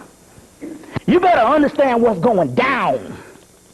You understand what I'm saying? This is falsehood here. It's an experiment that's fake. Those people over there, so what they said is this. We got our queen and we got our priesthood in Israel. We got a queen in England. And remember they had her inauguration back here in 2002, and they kept saying an ancient order, or ancient ceremonial order, and all this kind of stuff. So this is what they're going under. And they have decided that in order for them to survive, the European Union, the European powers, that America has to be sacrificed. So when they put those pictures out of those particular people, because the government is up under Britain. The military is up under Britain. I thought that the commander-in-chief was Bush. Well, how is it that the military can put some stuff out and Bush got to come up and they go, oh, that day that nigga tried to explain, he sound like a nigga that had some drinking Coke 45 all night. It was downright embarrassing. It was downright embarrassing. And then a day later, his speech is impeccable. And you don't understand that that's the scapegoat. That's the wimp clause. You see what I'm saying? And it's called a scapegoat clause. You looking at Bush, and Bush is the scapegoat for you to blame stuff on, and Bush don't have nothing to do with it, and he's going along with a script. One day he's an idiot, one day he's a genius. You see what I'm saying? Now, on one thing and stuff like this here is this here. They have decided, now spiritually, they have decided to break this thing down that in order for Europe to survive spiritually, they're going to pin all the stuff on America as a scapegoat. So they say shut down America, and the reason why they say we got to shut down America, we got to cut the snake head off from the rest of the body, is for one reason. Because they have identified the messianic crew in America, and that is the black consciousness. And they say we must isolate ourselves with it, and we use America and shut it down in the penal system, because everybody's in slavery, to isolate this shit with the messianic crew. You understand what I'm saying? Let me explain something to you. Here's a book that's called Encountering Kali. Encountering Kali. Do you know in the spiritual realm, the goddess of terrorism is Kali. In the Egyptian system, do you know that the Egyptian system used to have a goddess called Babylon that was the city of the pyramids, the baby lion, and later on, when the Typhonian Egyptians moved out into the Babylon that you see, they named that after the goddess Babylon, which was the Sphinx, the baby lion called the Gate of the Gods. Now the reason why I know this is because when they dug up the Nag Hammadi library in 1945, all through the text was Babylon. And so they had concluded that these were Typhonian things, or was pre-dynastic Egyptian. One of the names of that part of the Giza Plateau was called the Babylonian Plateau. And the Babylonian Plateau. Babylon is also a form of Kali. Now you know that they say we're in the age of Kali Yuga. Do you know what Kali is called? She's called the god of terrorism. When they say they're fighting against terrorism physically, that's some shit they made up. They're talking about fighting against the goddamn feminine energy, and it all was all broke down to this Venus shit that is going down right now. Know this, if that's fake, they have to be talking about something that's real. And remember in the book, the Jews, in the book, Richard Barron's book, The Lost Keys of Solomon, he said that over here, Lucifer is our friend. Our enemy is the feminine energy headed by Lilith. Lilith in Israel,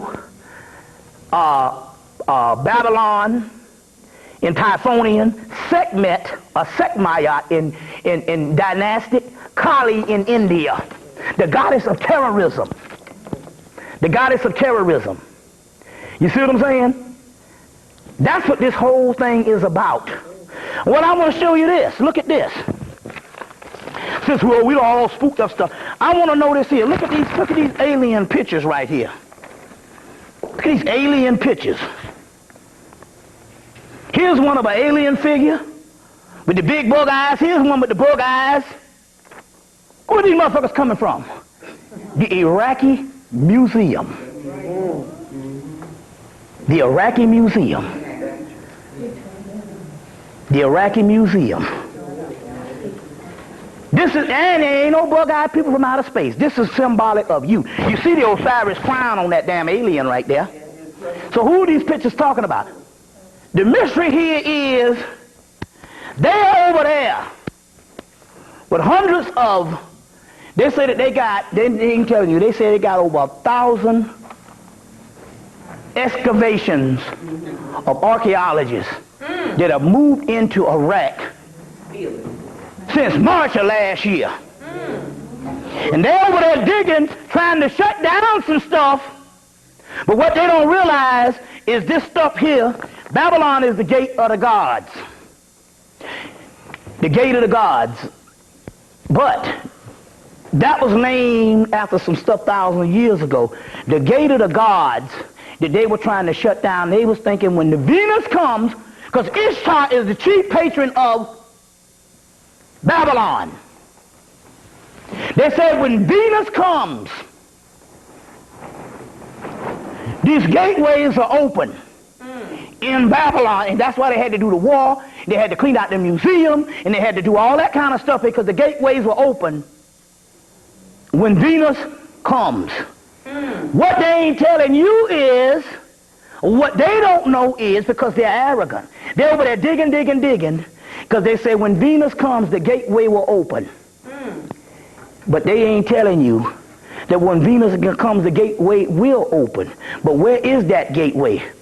Right twixt your legs. That's where the goddamn gateway is. That's the mystery. It's the energy in not just male but female. Female but male, because it's the same Kundalini energy. The stuff that we have been talking about, they have been fighting the war to shut down something spiritually. They just had the report last week in Atlanta. They announced it. They got 1,000 dig sites. over there digging every day, and this stuff is happening right here. Meanwhile, the Queen and them know it. They done declared war on America, and the reason why they showing those pictures, they gotta shut down this thing here because they know it's coming out of us. You ain't gotta worry about the masses. We are on the middle of this stuff. That's why I'm saying now, look, there's a book you need to get. Now, just are we gonna do this? How long we got? Yeah, you got to stop now. Okay, but let me say this one thing before we stop. Okay, now look, we continue this tomorrow. We're going to continue this tomorrow. And there's a book you can get. It's called Isis Magic. It's 600 pages. It's called Isis Magic. It's called, let me get the, we out. Let me just say this. It's called Isis Magic, Cultivating the Relationship of the Goddess of 10,000 Names. Her name is Isadora Forrest. The word Isadora is another name for Aset. And apparently what this woman has done is they have traced just about every goddess on this planet is another but a form of Isis or Aset. But in there, this book is 600 pages of scholarship, because remember now, there's a whole Greco-Roman worship of Aset that's been lost. They got all that stuff in this book, as well as some particular rituals in this particular book gonna work, because the Venus is going back. A lot of them books in the stolen ritual, that stuff don't work, but if you get the stuff here, the stuff works. Now, we're gonna come back tomorrow. What time? We'll come back at 12 noon. And we're gonna get some more. Tell your friends, bring a friend. Bring a friend.